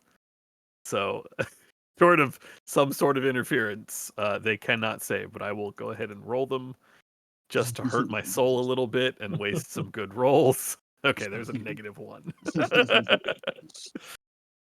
Okay. They are constructs. I don't know if that matters for the worm's roar or not. Negatives do loop back around, though, right? So that's actually yeah, 20. negative integers eventually break Yeah. the machine. Yeah. Yeah. I mean, you'd have to check to see in their stat block, does this give them condition immunities, right? If it doesn't say that they have it, then they don't. Yeah, no. I just didn't know if it specifically said like living creatures or something like that. Oh, for its instead of- ability. Correct. No, yeah, they're still subjected to it. yeah. Okay. Then, But yeah, good question to ask. Good question. they are stunned, and that They are is good stunned. to know that they cannot break out of it. Okay. Okay. Oh, double checking. That's the end of your turn. End of my turn. Okay. Cool. That was an action, so I got nothing for a bonus. Okay. Okay. The Lopers. Firm here, I don't think I can do. Yeah. They are those two. Okay. Durham's Lopers are stunned. The one Loper remains stunned by Whispers. One of them is not stunned, though. Though both the Lopers by Whispers are injured from the lightning. I mean, this thing is just struggling to get away, but it's harnessed. Its partner is stunned. It's just sitting there, feet digging into the ground, but really has no effect to anything. Whispers. Okay, you are Yo. stunned at the end of your turn. Make your choice. I'm gonna use the fucking inspiration for that. Okay.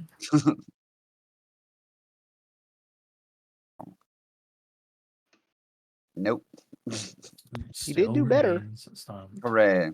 Okay. Oops. The large ice worm. Right, Aox. Okay, I'm just double checking its stuff it's got going on. Okay. Hell yeah. Okay. A bite comes in towards Zal as the just first thing that actually. I'll roll a d4. We'll see which Zal or Whispers who it is.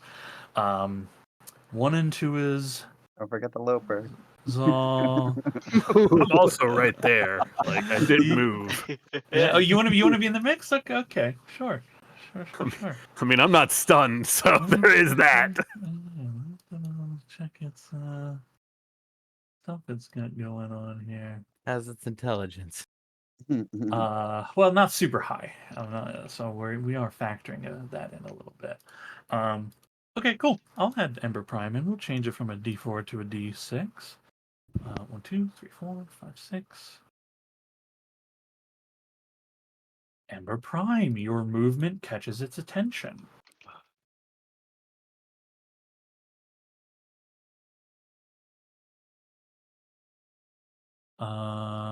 What is your AC currently? 23. You are able to shield bash this thing at the last moment and knock its bite down so it slams just by one of the Lopers, kind of knocking them about a bit. There's another bit of a roar as it comes down once more, but we're going to roll again for it. Okay, this one, this bite comes at Whispers instead.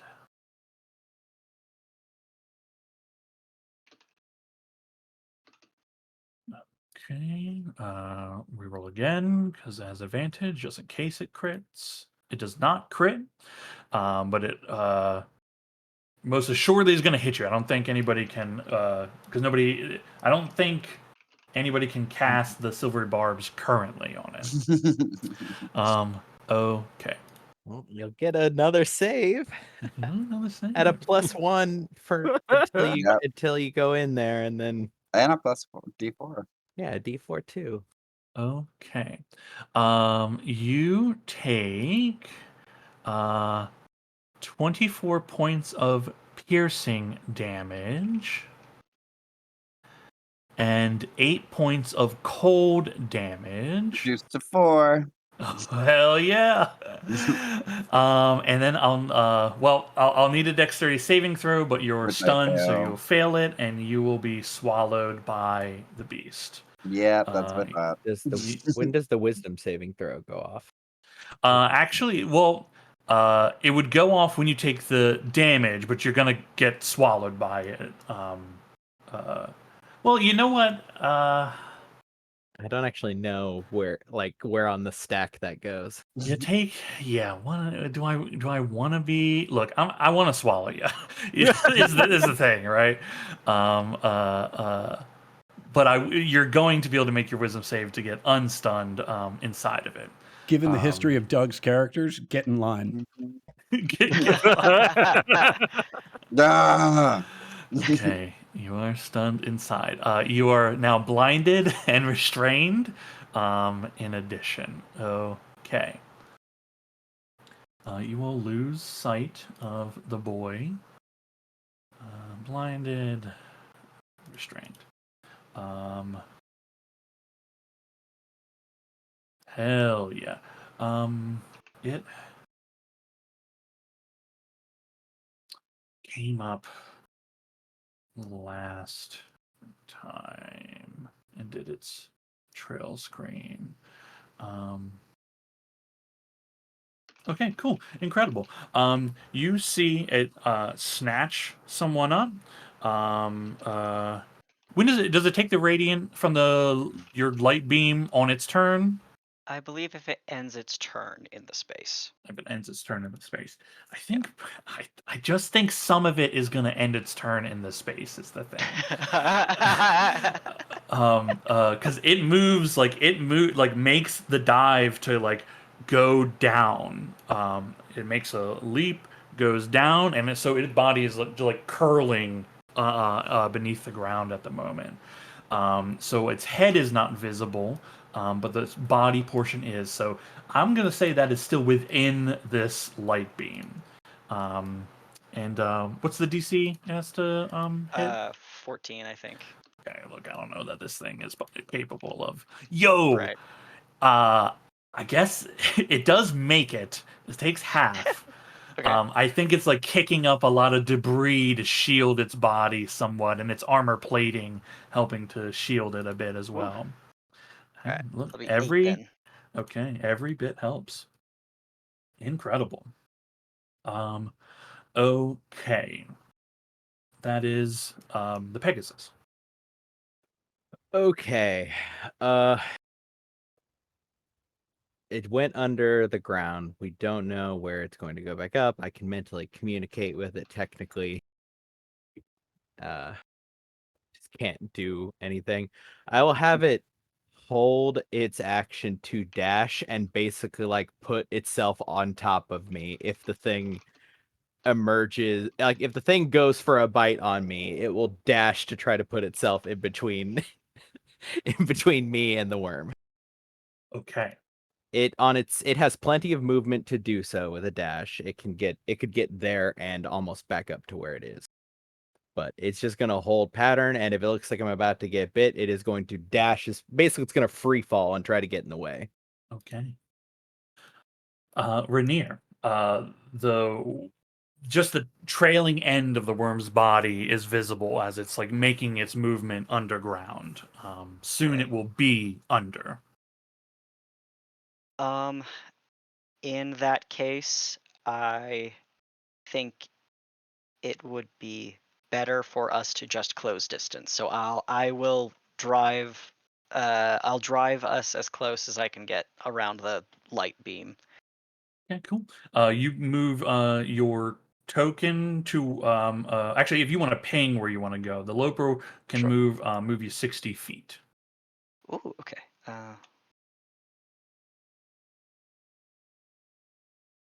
Uh-oh. Hello, Foundry? Hello? Hello? Hello? There we go. Let's go to right. Yeah, that's a great spot. Right there? Okay, cool. Yep. I'll move the two of you. Okay.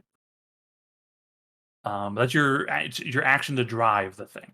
That is correct. And so I guess that'll be my turn. Okay, cool. Just so people are aware, the green circle I've drawn is the hole in the ground. Okay. So if you are walking in that direction, you will fall down a tunnel. Good to know. Um, Oh, actually, as my bonus action, I will activate the Rite of the Dawn in case I need that later. sure. I don't think I will, but I can handle taking a d6. Mm. Aha! Fine. Okay. Okay. Laylas. I don't know how to read abilities on this, like the sheet anymore, to get like the drop down of the. Oh, you do need to make the con check because you are taking damage from your right, and because Dawn is concentration, right? Oh, yes, good point. Should be easy. It's just the D10. Ooh. Let me see if I've got an inspiration point. Apologies. I do. I'll use that. Okay. I'm scared of losing this. Just so you know, you won't lose the angel. Yeah. But the light would go away. Hey. Okay, there you Hey, go. okay. Laylas.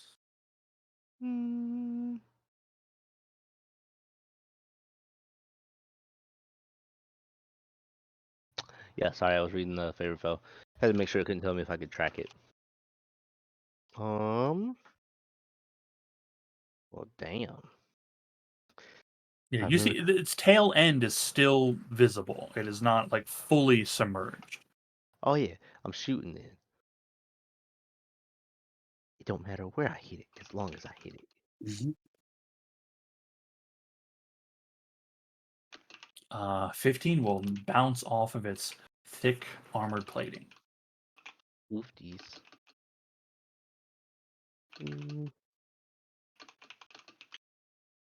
Never mind.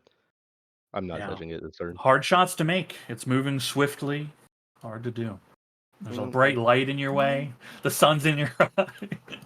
Basically. Anything else? He is gonna call Basar back over, so that would be math here. 40 feet here. And then drop 30. Which means I can move 10 more. Yeah. There we go.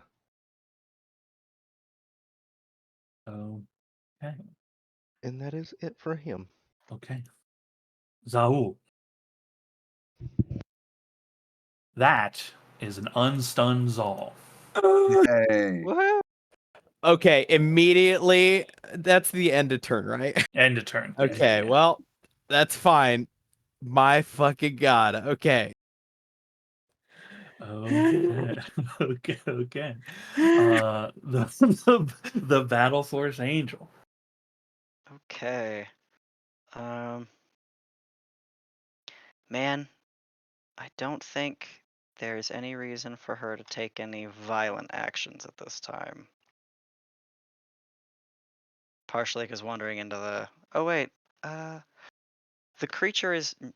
Yeah, never mind. We'll just remain close by here.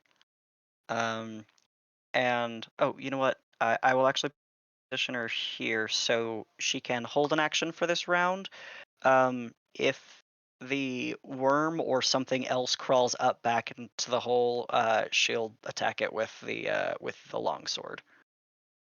Okay, so if something comes within range for her to attack, she will attack. Yes. Yeah. Yeah, and I'll have her flying like maybe 10 feet above the ground at this point, so that she's close enough again that if something did come up, she could actually target it. Okay, cool. Very good. That'll do. All right. Durham, you are stunned. It's just your regular roll, not the D4. That is an unstunned Durham as well. Okay. Target number acquired? 20?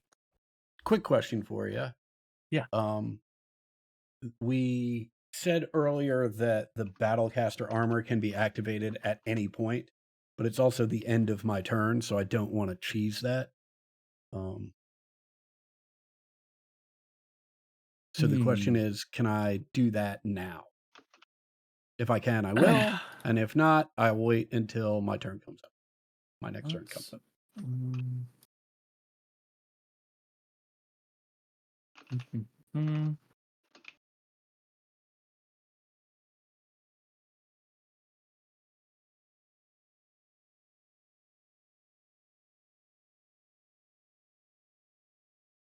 I mean, my thinking is that if it's like concentration, right? Well, concentration, it doesn't even have to be your turn. You can do it at any point.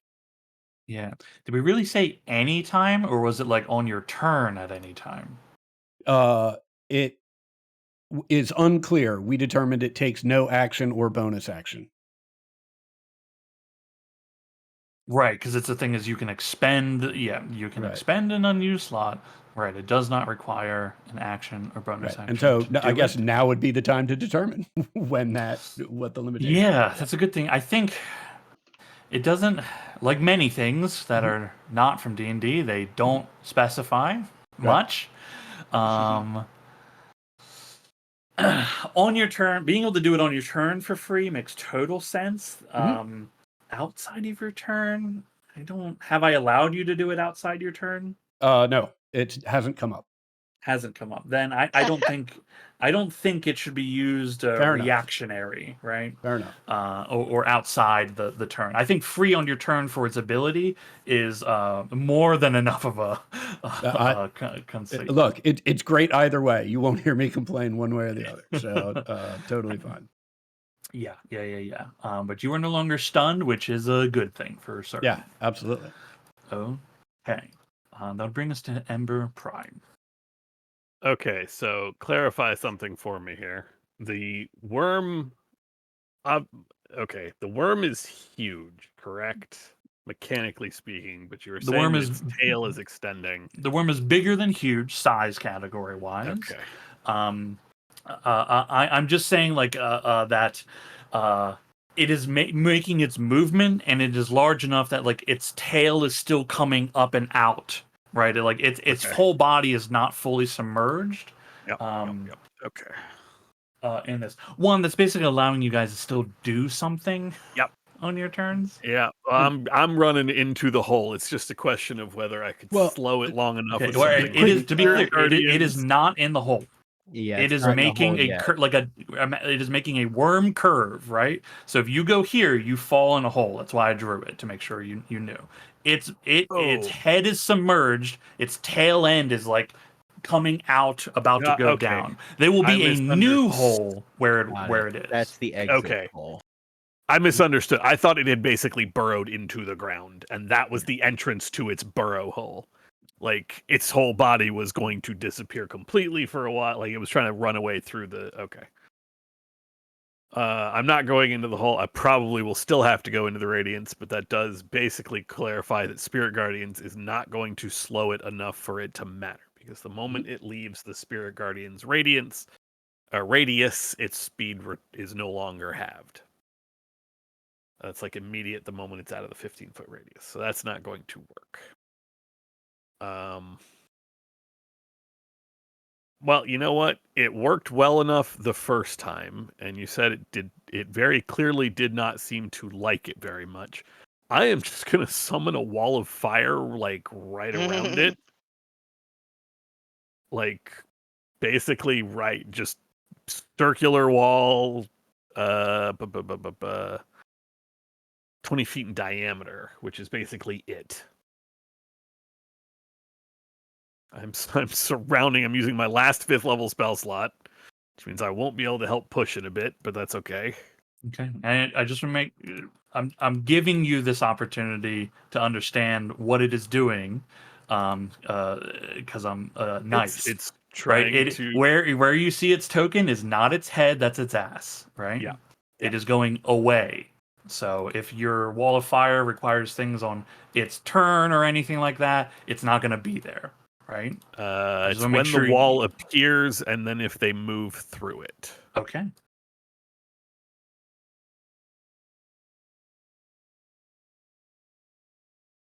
This is when I wish I had something like Hold Monster, but I am not high enough for that, and I cannot see Whispers to attempt to help Whispers.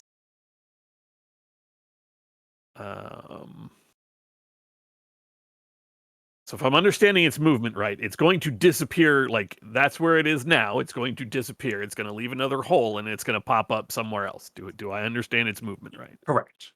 So putting the wall of fire around it, it'll take the damage. It's not going to really move through it because it's going to move like parallel to the wall. It's moving up and down. The wall is up and down. I can't turn it or anything like that.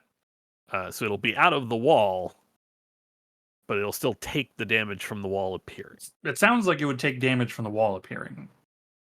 Yeah, I mean, it will definitely take damage from the wall appearing because it'll be within 5 feet of it when it appears.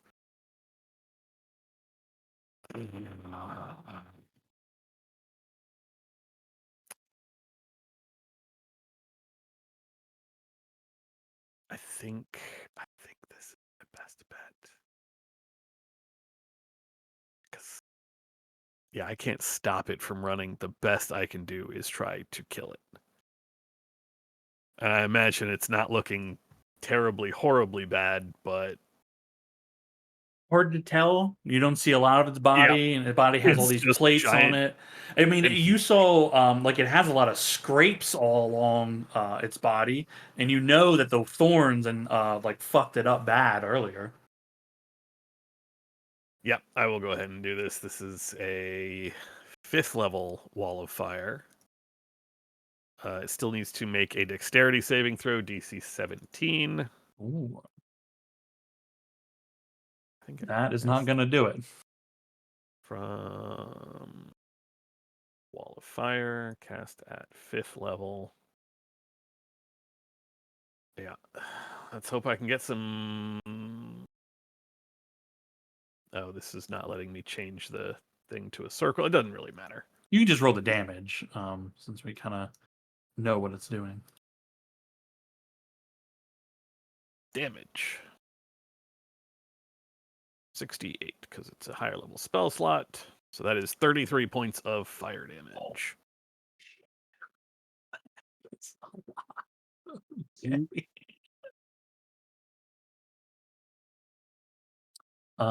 Ember, go ahead and make me another nature check at advantage, please. Oh boy. One of these days I should read the fucking book or something. 8. It's worse than last time. Yeah, you gain new knowledge, but you certainly know that fire bad. I am still going to spend my movement to run around the radiance, but I want to try to do my best to track it. Okay. That puts me outside of the actual squares being shown of the template. Yeah. Your intention is to not be in it. I gotcha. Okay. These boys Running are in armor in snow. Stunnard. So close. And was that no. And the other one is still struggling, but it can't move. You see the one snow leopard that is not stunned had been struggling. As the worm departs, you see it kind of like looks around. It sees that like it can't move. It like recognizes its situation. It just stands there. Like a lot of animals that understand there's nothing they can do, it just stops and stands. And you see its manipulator arms start like attempting to like get the other loper to like move or react in some way. Okay. Whispers. You're swallowed. Let's see. Okay. Nothing happens at the start of your turn. It's on the start of the worm's turn. Okay. You are stunned. So at the end of your turn, if you can make a wisdom saving throw, you don't have the D4 anymore. Yeah. Nope. Still stunned inside. That D4 would have been real nice. You feel your your body being like squeezed and pushed further into the creature. and in your stunned state, although you are blinded, like you can feel like there's chunks of like what feels like wood smacking against you occasionally, and like a really wet fur at some point slides by. It's pretty gross inside there. Okay. All right. At the start of the worm's turn, you take. Oh, that's way up there. You take. Oops. 8 acid and 8 cold damage. I assume those are a single instance of damage. Yes, yeah, they're two different sources, but yeah, it happens at the same time. I get to roll So again? yeah, you get to roll again. Yeah. One day. One day we'll get there. Okay. As it disappears from view from everyone. Okay.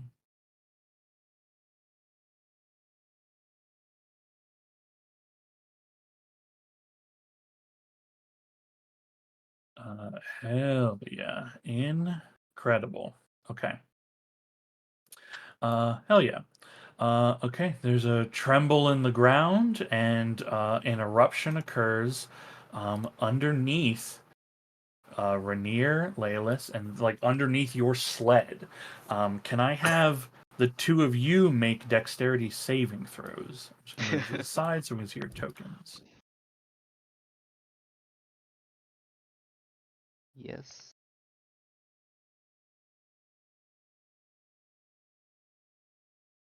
Your big dex, okay. Oy.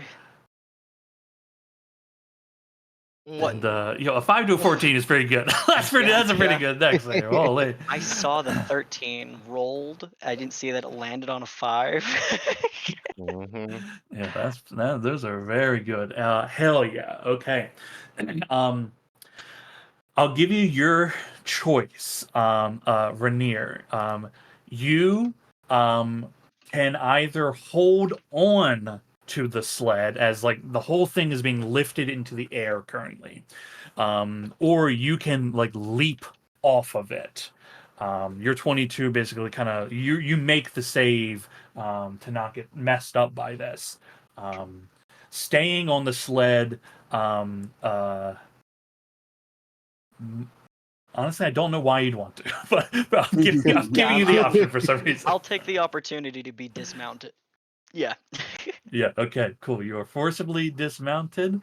Let's say you are tossed 15 over, but land safely. The snowlopers are too attached to everything. They're going to get messed up with this. And Laylis, the DC is it's 16 on the run here for it.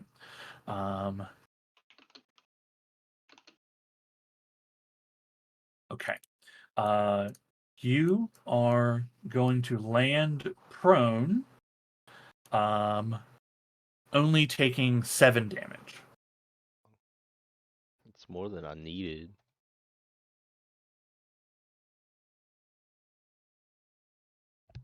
Okay, and the lopers are effectively trapped and restrained and, close to being crushed very, very badly.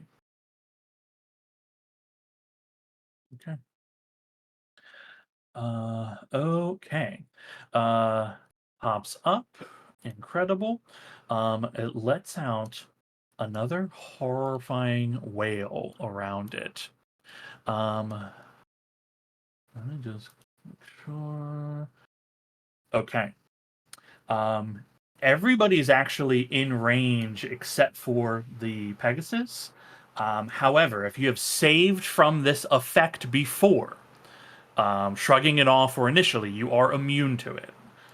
But it is anybody that has that occurred to them will not need to make the save again. But Laylis, Rainier, Basar, the Battle Force Angel, will need to make their save against it, and this little loper down here too. What was the skill? It's a wisdom saving throw. Sorry. Thank you. I was reading. Oh, girl. Oh wait, actually, she's gone. She only lasts 2 rounds. Forgot. This is not a charmed effect, is it? It is not a charmed effect. Is it she lasts 2 rounds, or is it she lasts X plus 2 rounds? I'm pretty sure it's just the 2. Weird. Yeah, 1d6 rounds. 1d6 rounds. Okay, so at the end of this round, she'll disappear. No, she's already been here for 2 rounds. Well, we're nearing the end of round 2, right? So that would be the end of this round, right? Be two rounds. Oh, I was just kind of Oh, you're right. Yes. Because she came in basically first round, essentially. Because Yes. you did the thing, and then we rolled initiative. If I recall. She has this entire round of her held action, basically, which is now gonna be nothing, and she will just vanish. So. Yeah. Hey, that's okay. I mean, her D4s were useful. You know what I mean? Like it was useful. Okay, Rainier, you are stunned. Laylis, you are stunned. Basar is in range of the effect. That you do is need to roll for correct. him. The little boy lopers are stunned. Oh yeah. Oh my god. And that will drop the light. We not the smartest two. No. Stunned and stunned. Okay. Incredible. Hell yeah.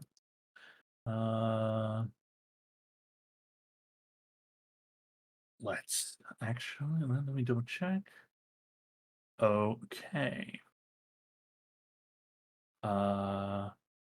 Laylis is 1 and 2, Rainier's 3 and 4. Okay. Laylis, you look up, and as like the stun takes over, and your eyes just kind of struggle to look as the shadow of this creature looms overhead as its mouth comes down upon you. Okay. Okay, that's a 33 to hit. It most definitely. I can't stop that no matter what I try. Okay. Okay. I do have shield. I kept it around.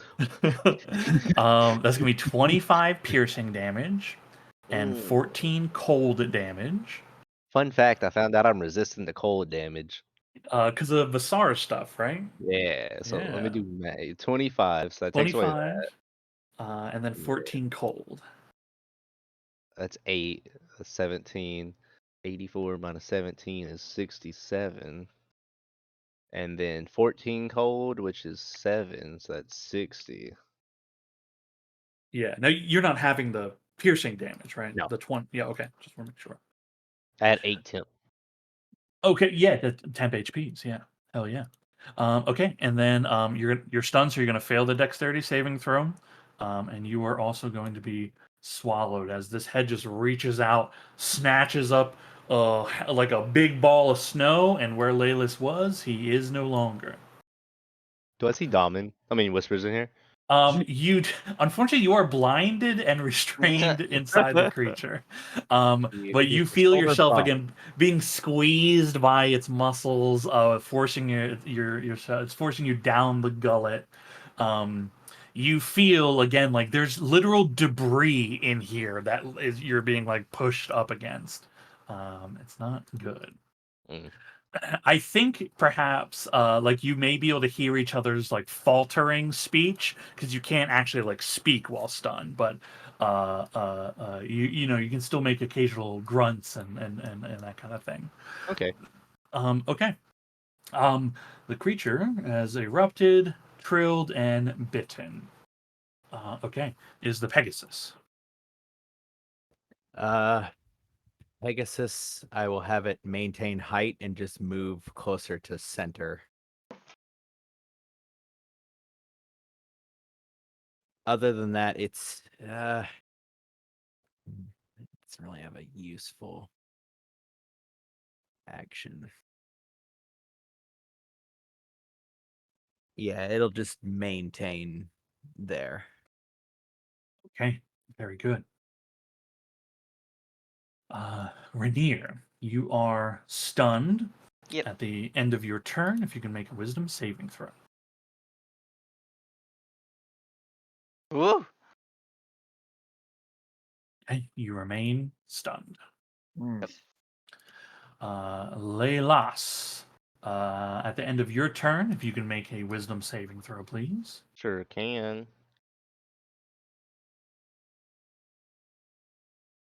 Sure Okay. won't. You also remain stunned. I got you on Basar. 1 second. Oh, yep. What is Basar stunned? Okay. 15. Basar also falls 40 feet to the ground. So he would have taken 16 bludgeoning damage when stunned.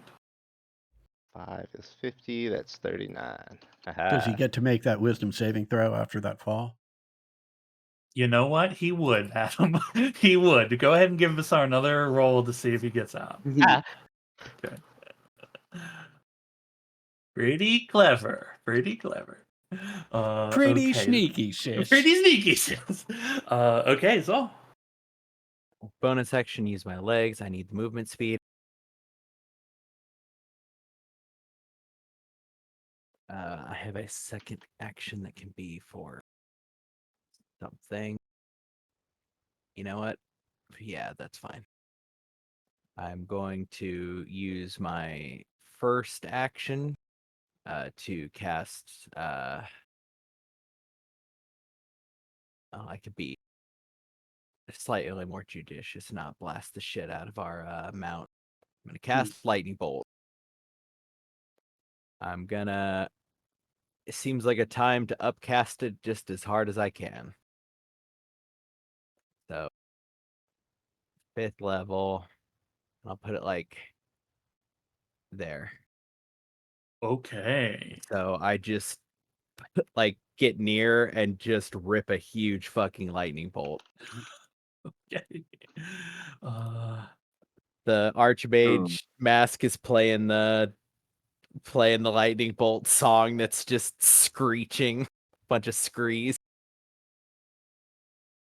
Well, damage could have been a lot better, huh? Damage could have been better, but let's check something here.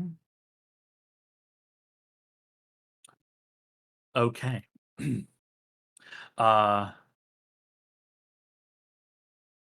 Lightning rips through this thing, and what you didn't see previously because its like body was mostly in the ground earlier. When Ember hit it with all that fire, is this lightning running through the creature. It convulses, and you see it beginning to like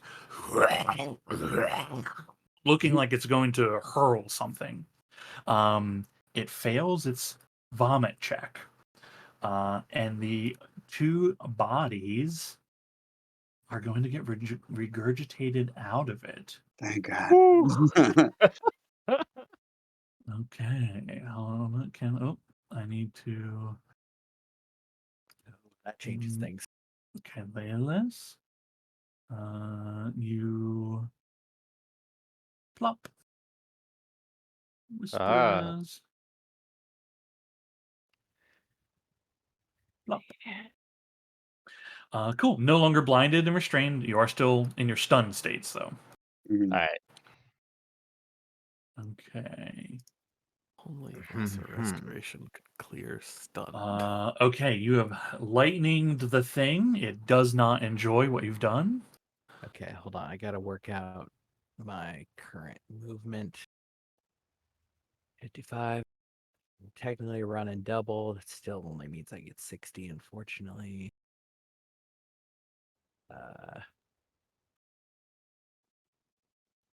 Yeah, it's gonna have to be I am going to grab because Rainier's the one next to me. Yeah, I will grab Rainier, and I'm going to dimension door both of us up on top of the Pegasus. Okay. Rainier will stay yeah. in the to do it right. I basically turn around and like make it into a squatting position and put my hand out backwards to Rainier. That way I land in the correct position sitting and Rainier lands like, draped sideways. Okay. Can Rainier, while stunned, be willing and give consent to that? I'm Yeah. going to allow it. I think there's certain situations where you won't be able to, certain conditions that would prevent that. I think stun should be one of them, but I like this so much that I think it's fine. And I'm sorry, you were. I was thinking about it while you were describing, like I think where Rainier was or Yeah. where they were going to be. Rainier is going to be draped along the back. Like I'm probably going to be in front of where the saddle is, and Rainier is going to be draped over the saddle. Okay. Because I can kind of balance and Rainier can absolutely not. Okay. I think that's fine. I do think should you still be in the state next turn, I think you're gonna need to spend a little time like making sure they're secured, like Yeah. like actually secured, right? In the moment, they're not gonna slip, but I think they're they won't be able to maintain themselves, and your Pegasus can't really help that, right? Yeah. They can fly nice, but like they're still like flapping and moving and stuff. Yeah. Okay. Cool. Oh, anything else? No, that is my bonus action to use the legs, and then 2 actions for 2 spells. Hell yeah, very cool. Durham. All right, I see the limp bodies of my 2 friends puked out of this giant worm. I am going to book in that direction. As I do, I am going to burn a 5th level spell slot to activate the Battlecaster armor, raising my saving throws and my armor class by 5. Hell yeah. So I'm burning a 5th level slot. As an action,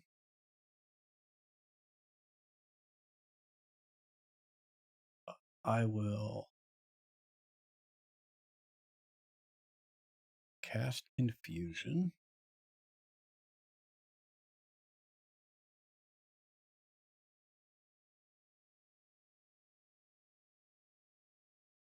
And as a bonus action, I will cast Shillelagh. Ooh. Okay. Wisdom saving. The creature begins kind of thrashing its head confusedly. Excellent. That is it for my turn. Okay, incredible. Ember Prime. God damn, Brandon. God damn it. No.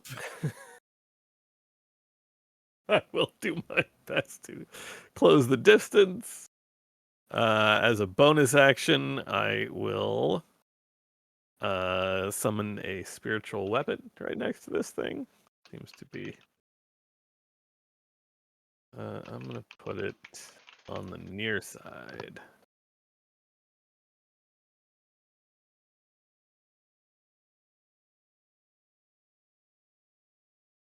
Okay, let's see if that works, or if I targeted my spiritual weapon again. We'll find out. It looks like just the worm is targeted. Well, this time it does. It looks like just the worm. This time I only see one purple dot. It does not seem to think the worm is targeted because it's not telling me if I hit or missed. You did target the worm correctly. Yeah, it just I know it doesn't tell you guys if you've hit or not, but you do hit with a 21. Okay. Ha! 9. Okay.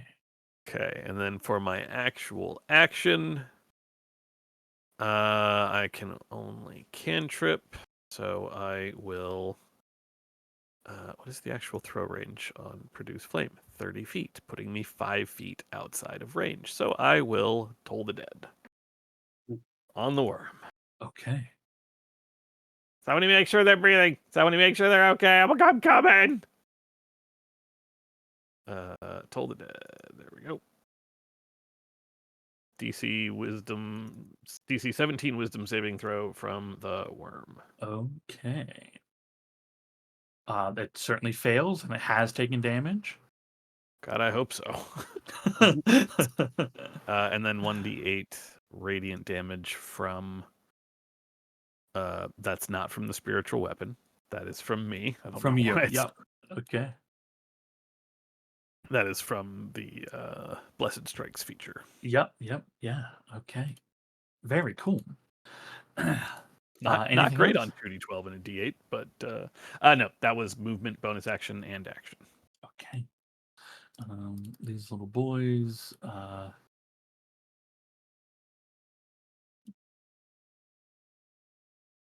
No. No. No. No. All the snow lopers are stunned. Whispers. Oh boy. You I'm got so this. sorry, Duck. It's okay. Okay. And At the end 18. of your turn, we're gonna get there. Oh, No, right you- there. Oh, okay. You remain stunned, but you're no longer in the worm. Hooray. Yep, you can feel the cold snow against your skin. A deep chill is beginning to set in. You don't know if you want to be back in the hot worm anymore. Okay. The creature is confused. Okay, Adam, you roll the d10. Tell me what it does. All right, let's find out.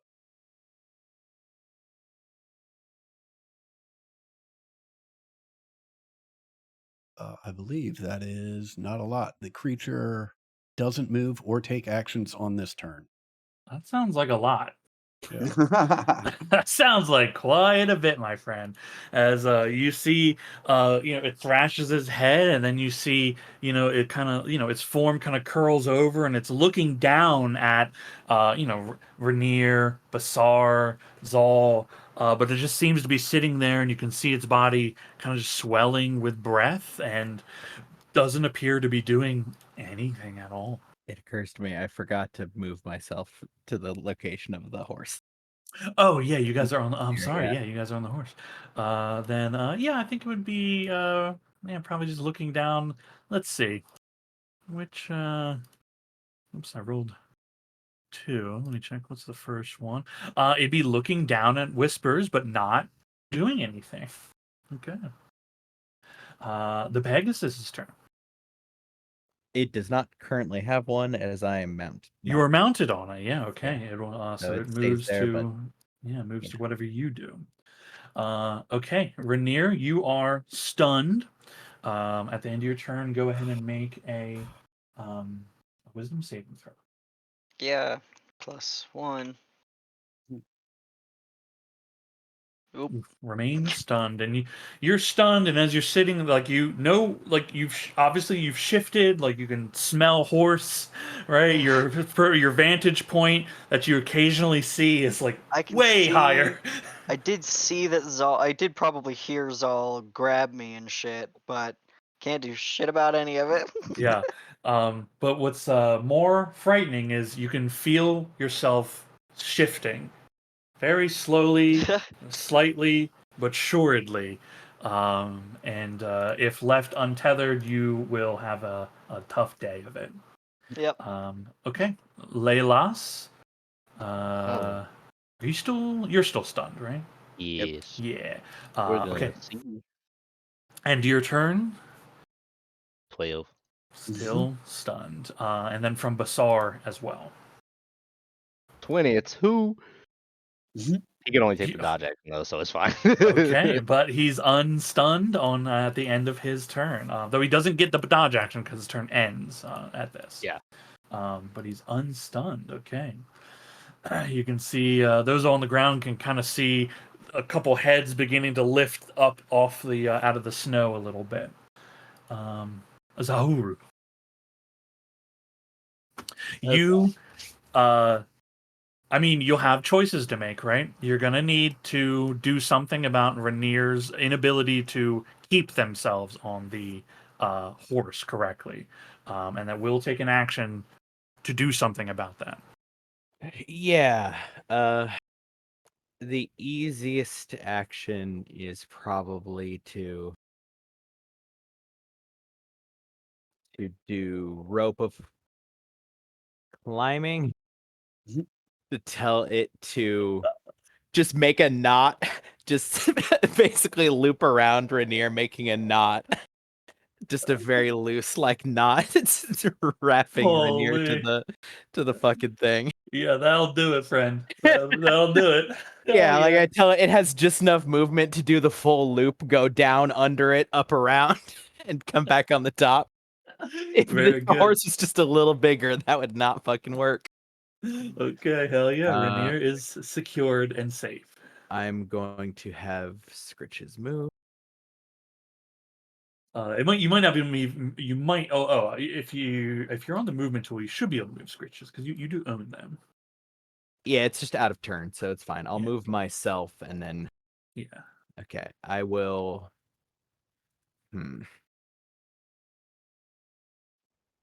fuck.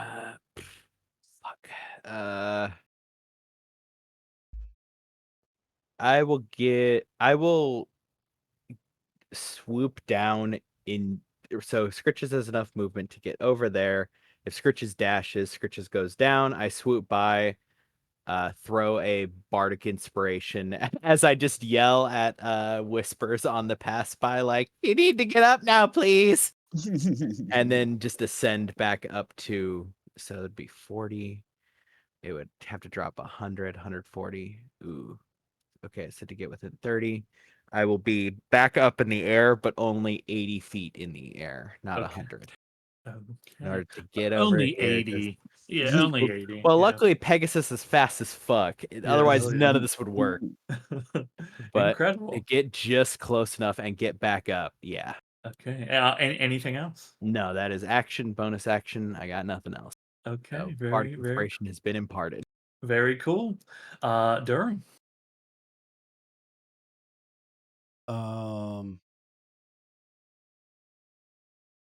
Yeah, Durham will use his action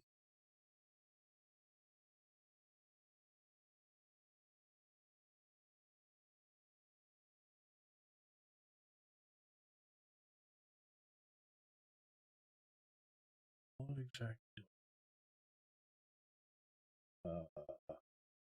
Yeah, yes, there's not really. Durham will use his action to invoke his symbiotic entity.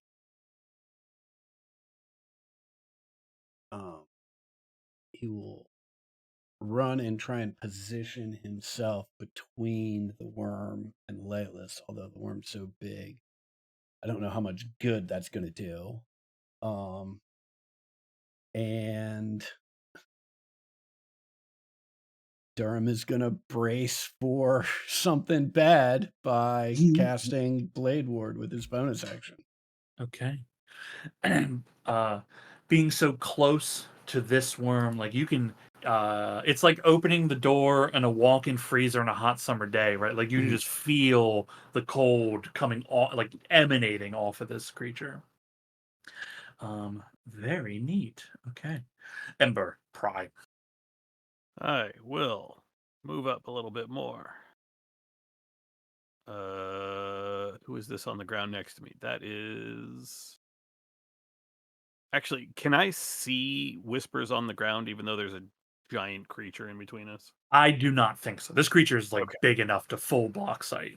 Okay, then in this case, I will run around to this side so that I hopefully can see him. I guess I'm still clipping the critter. I don't have enough. Yeah, this thing's just too big. Is your real problem? Not an issue. As a bonus action, I will have the spiritual weapon attack.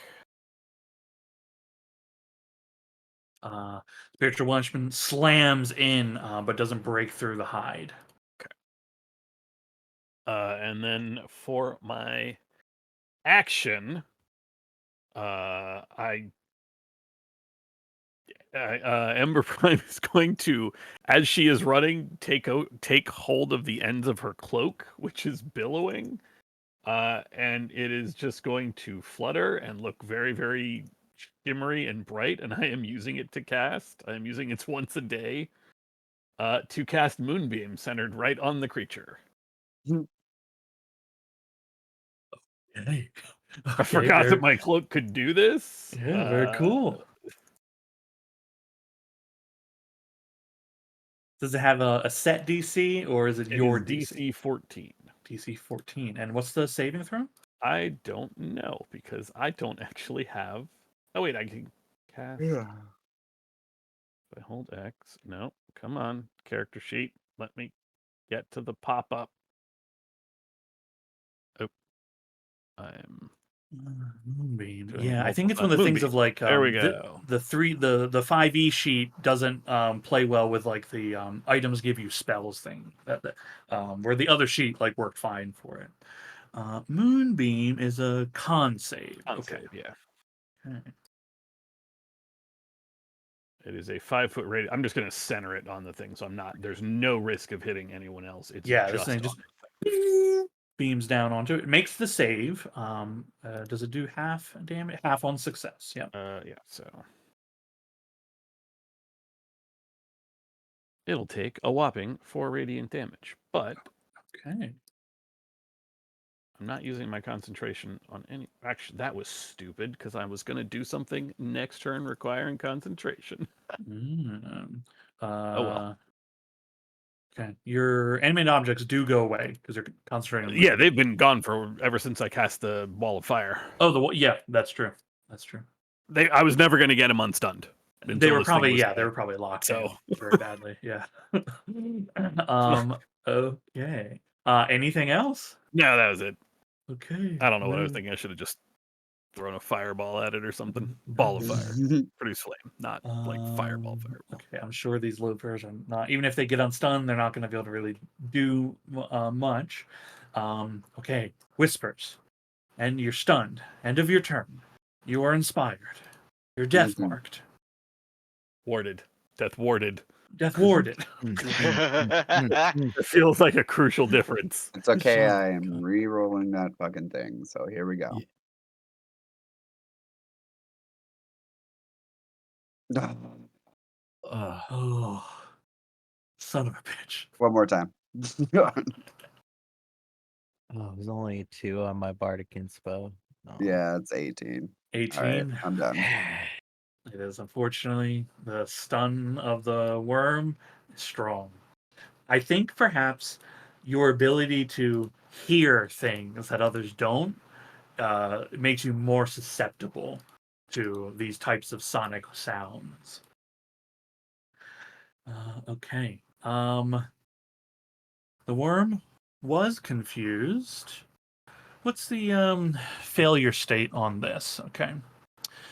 When you spell at the end of each of its turns. You cast it last turn, right? Because last turn didn't do anything on its turn.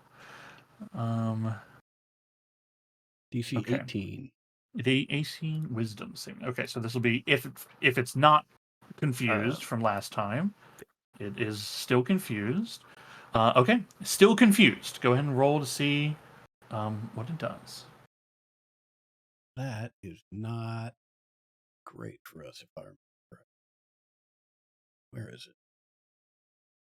7 to 8. The creature uses its action to make a melee attack against a randomly determined creature within its reach. There's no creature within its reach. The creature does nothing this turn.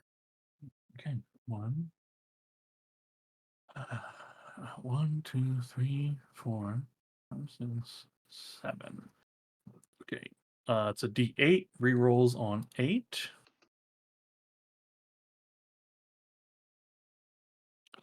1, 2, 3, 4. Durham, you're up. Fantastic. Okay.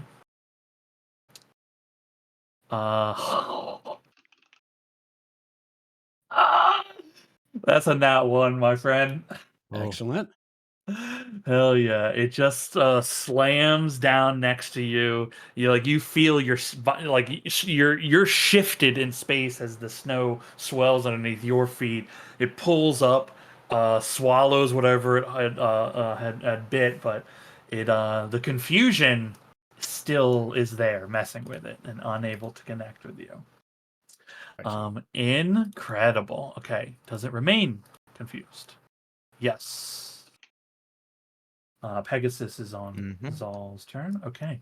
At the end of that round, Durham and Ember, you, as you're looking around, keeping an eye on the battlefield, right? You're always, trying to keep an eye on things. The two of you make note that the faraway other hunting party has closed about half the distance to you all.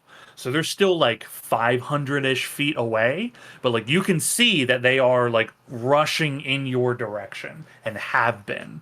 And they're desperately trying to get to you, not knowing really what is happening here and how close to danger or safety you are. Okay, Rainier, you are stunned on the back of a horse. Woohoo! Let's see if you can unstun.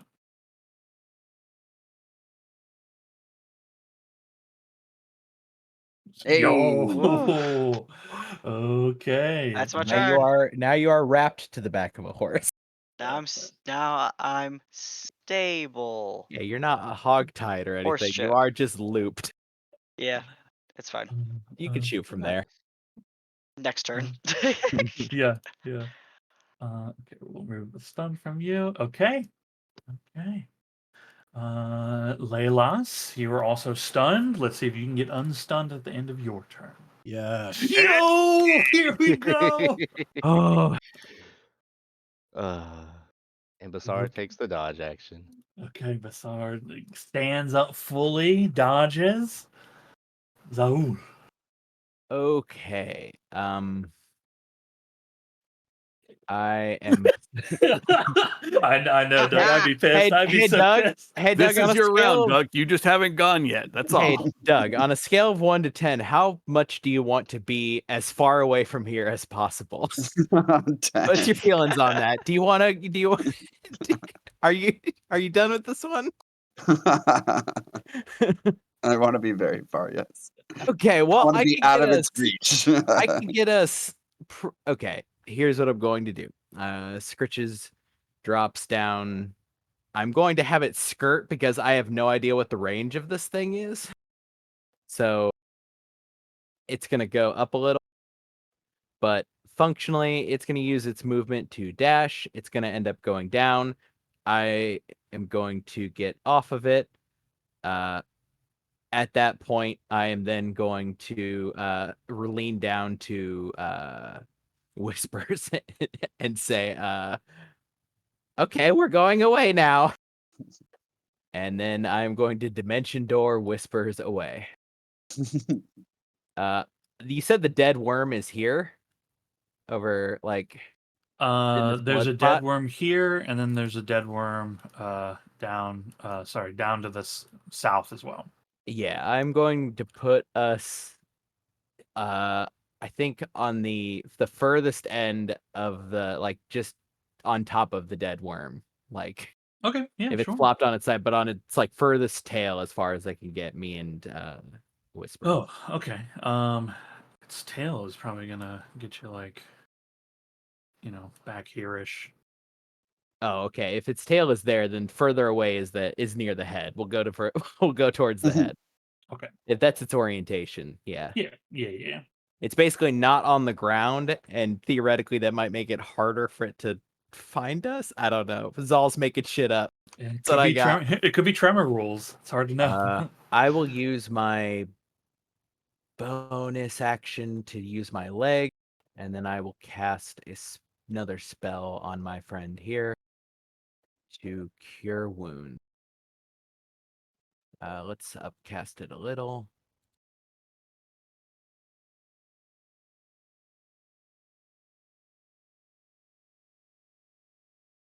Hey. Decent. 19 ain't nothing. Okay, Mhm. so 4th level spell slot, and that's the last of that one, and 3rd level spell slot. Not the last of it, but used up, and that's my turn.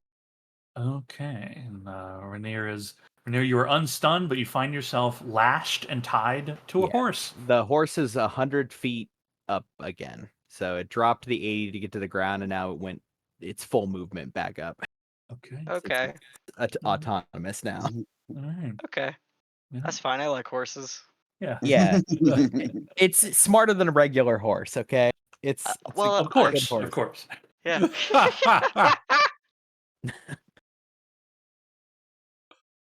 All right. Give it Oops. directions. It'll do whatever you want it to on your turn.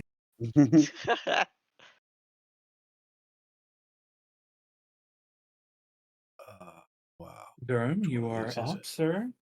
Yeah, I need to figure out my dumb code here again. I am going to use an action to cast a Booming Blade on this thing and then take a swing at whatever I can reach. Yeah, it's you have the like the lower, not the Mhm. lower portion, but like yeah, you're right next to a Right. portion of its body. Yeah, because it's just sitting there. 18 is the number you needed to hit. Excellent.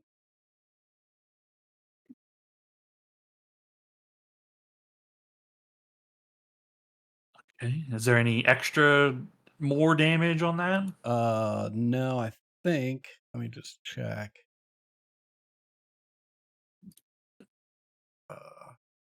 Yeah, I think that is it. Oh, well, I clicked the wrong thing, but that's all right. That'll be fine for. Okay, Yeah. I don't know your codes. I want Yeah. to make sure. Like, Yeah, is yeah. there? I have no idea what's happening over there. Yeah, Okay, takes the 14. Right, You, as you Mhm. hit it, there is a blast of cold that shoots outward from the creature, and you Okay. take 10 cold damage. Okay. That's not ideal. Let me. Yeah, you're no longer concentrating on anything, right? I am concentrating on confusion. Oh, the confusion. Okay. Yeah. Well, you Um, maintain. How hurt does this thing look? Do we have any sense of where we are in terms of putting this thing down? Yeah, there's a lot of it's so big, it's Right. difficult to nail it down. And its plating covers Mhm. a lot of its body. Um, uh, there's a lot of burn marks on it, is the thing that Mhm. you're actually noticing. Like, there's certainly scratches, like you know that your thorns ripped this thing apart. But the thing that looks most messed up is all these burn and fire scorchings all over it. Um, Give me. I'll let you do a nature check here. Okay.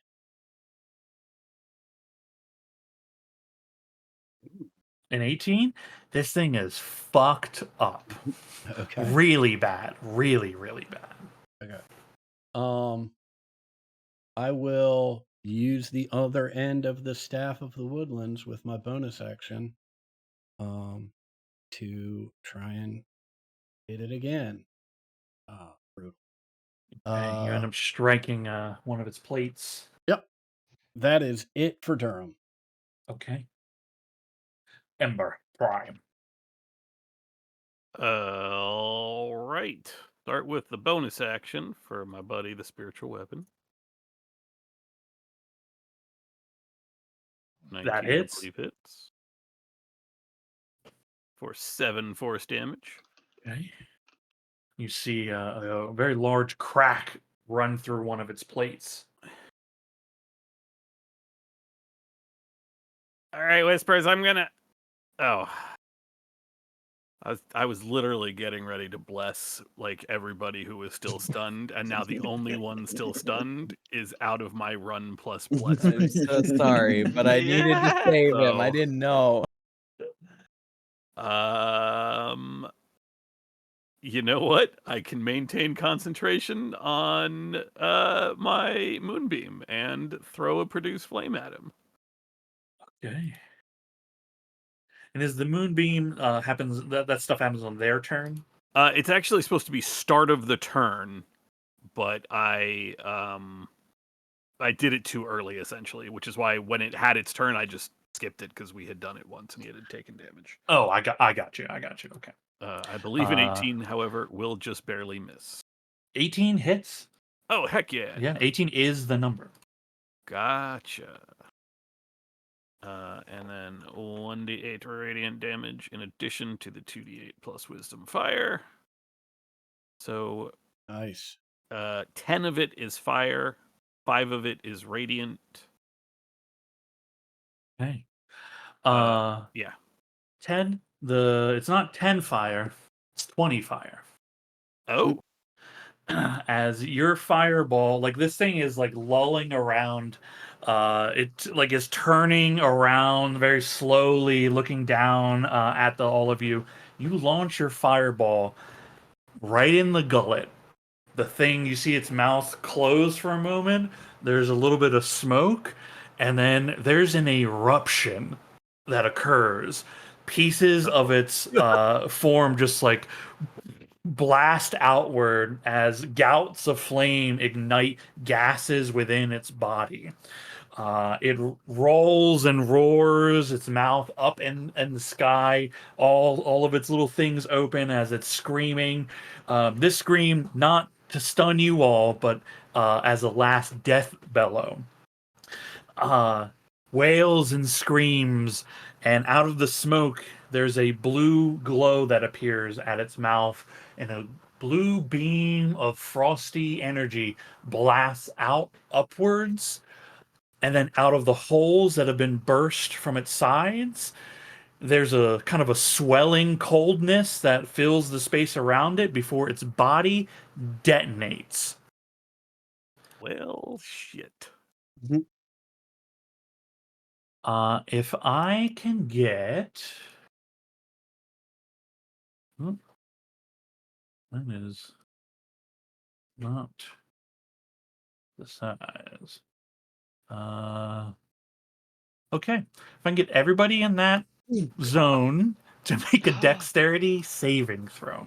I DC failed. 20. Are the 100 feet up people okay? Yes, this is a 60-foot radius. Okay, I've got so- +5 to the saving throw. Oh my god. That's 1. Oh, Yo, what? Oh my What god. do you say? Yo, we're goaded. Yes! Holy shit, y'all. And Basar, okay. That's everyone caught in? oh, hold on. I get advantage on it because of my good legs. Let's see. Okay.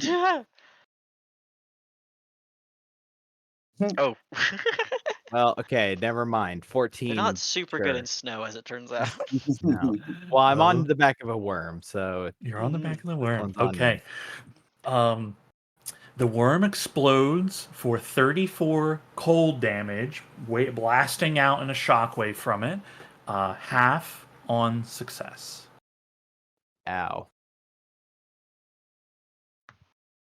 I'm assuming that the snow leapers are just The ones that are still on the cart nearby, the cart is blasted to smithereens, and the two snow loopers, they are first flash frozen and then shatter into pieces and are like just scattered across the snow.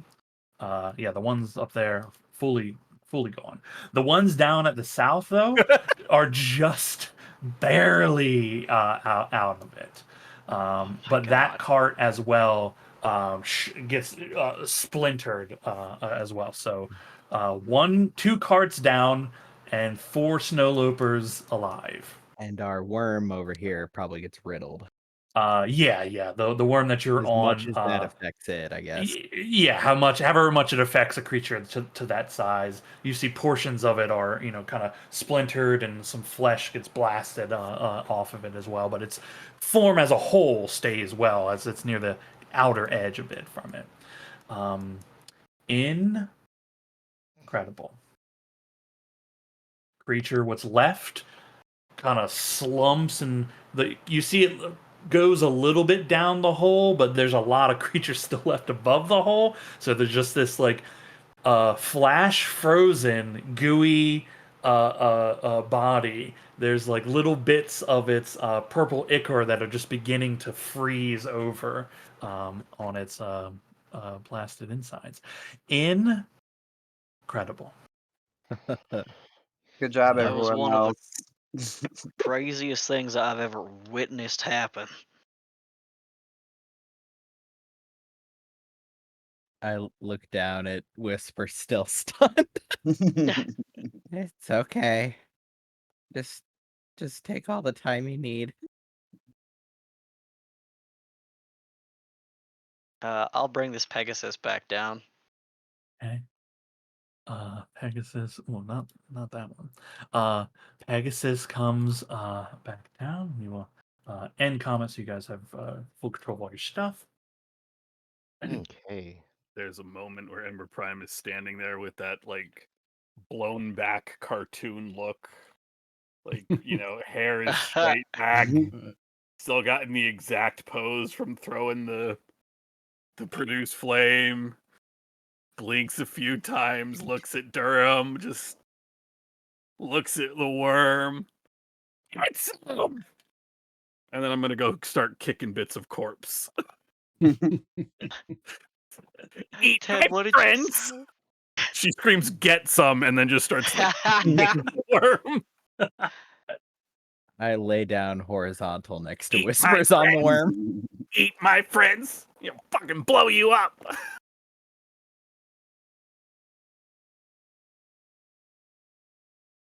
Incredible.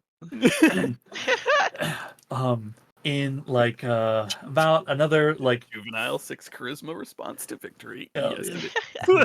it is. As you all are gathering yourselves and Whispers, you become unstunned.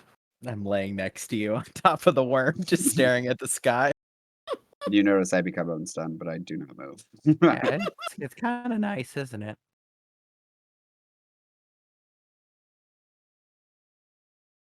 About 5 to 10-ish minutes later, the sound of sleds moving across snow, the sounds of the rushing lopers coming in, and the hoots and hollers of the other Skjorn hunters as the 3 hunting sleds come racing in, and moments later, the outer scout comes in as well.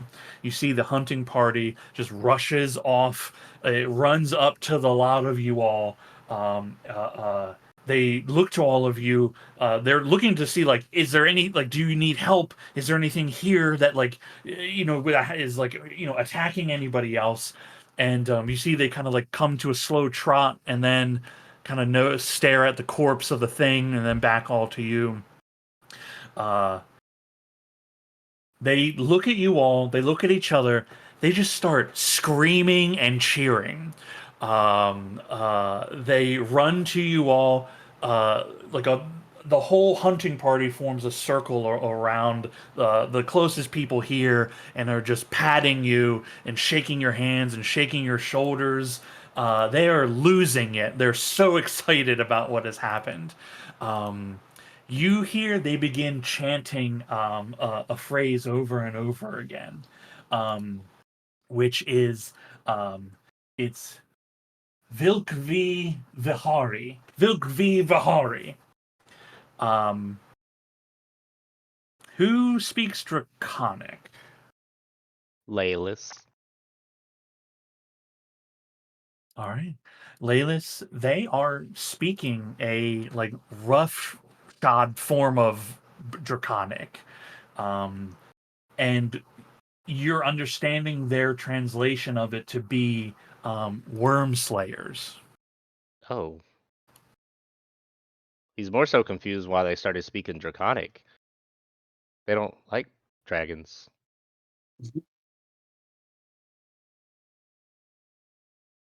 Hmm.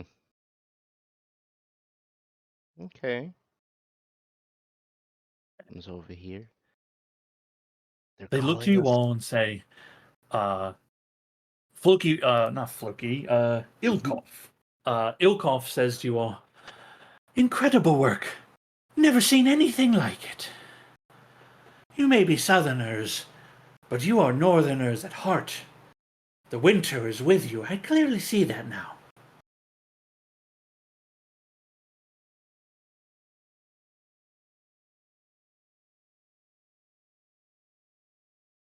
We are sorry we could not recover your 2 compatriots, and we did lose one of the worms.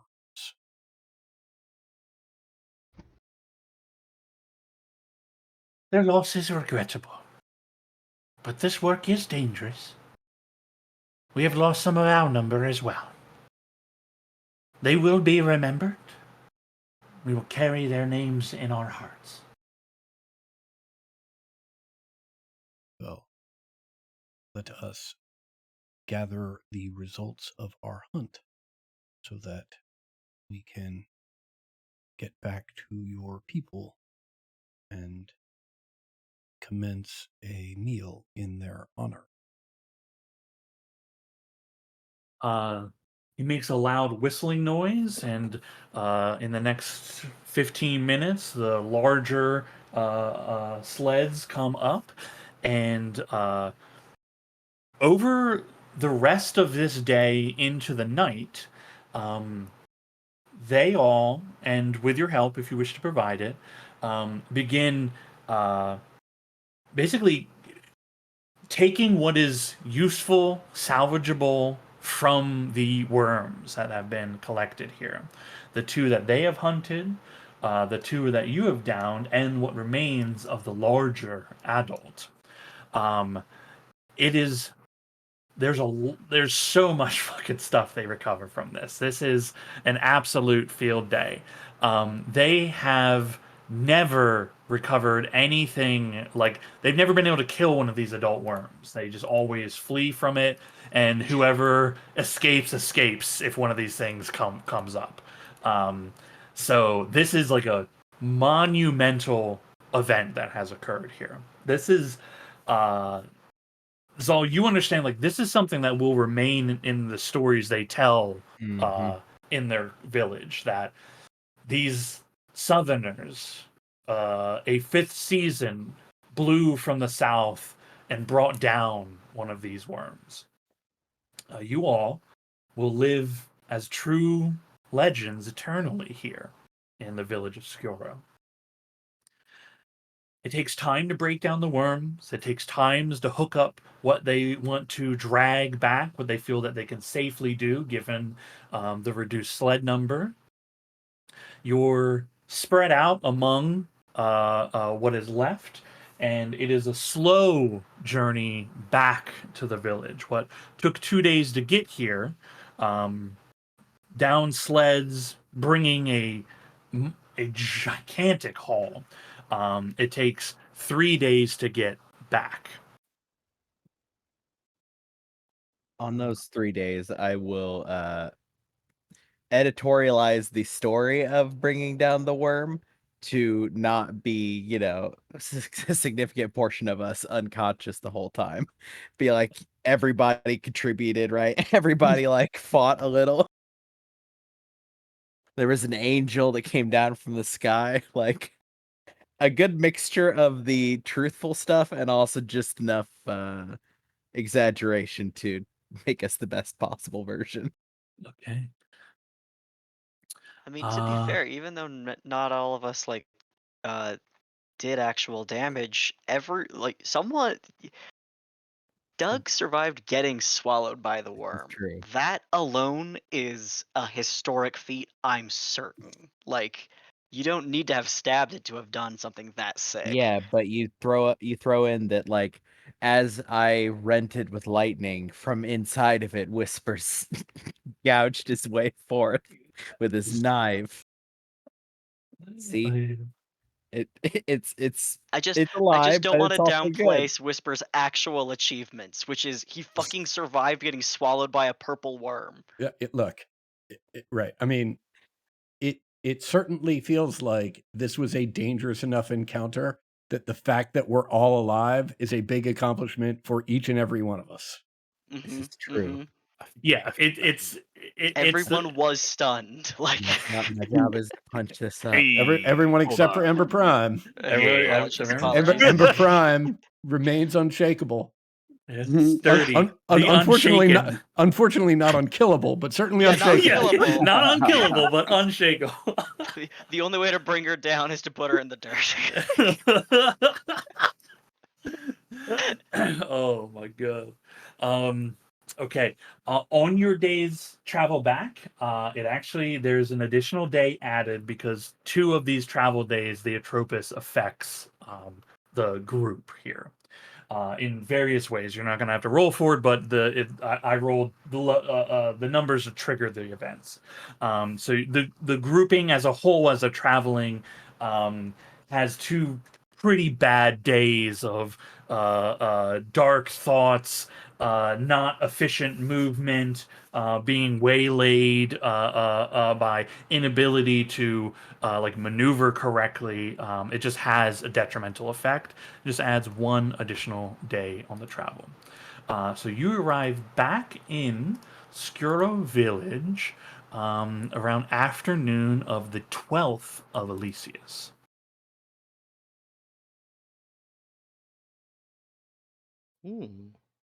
A grand feast is held in your honor that evening. The long hall is filled. Everyone in the town squeezes in to hear the stories of how it happened, to congratulate each of you in turn. Song, dance, revelry. Your names eternally remembered here.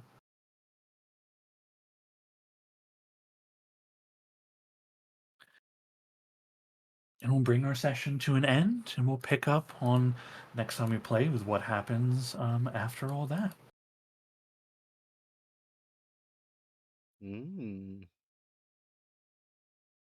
Yeah, everybody can have long rests and all that kind of stuff if you want to take care of that now.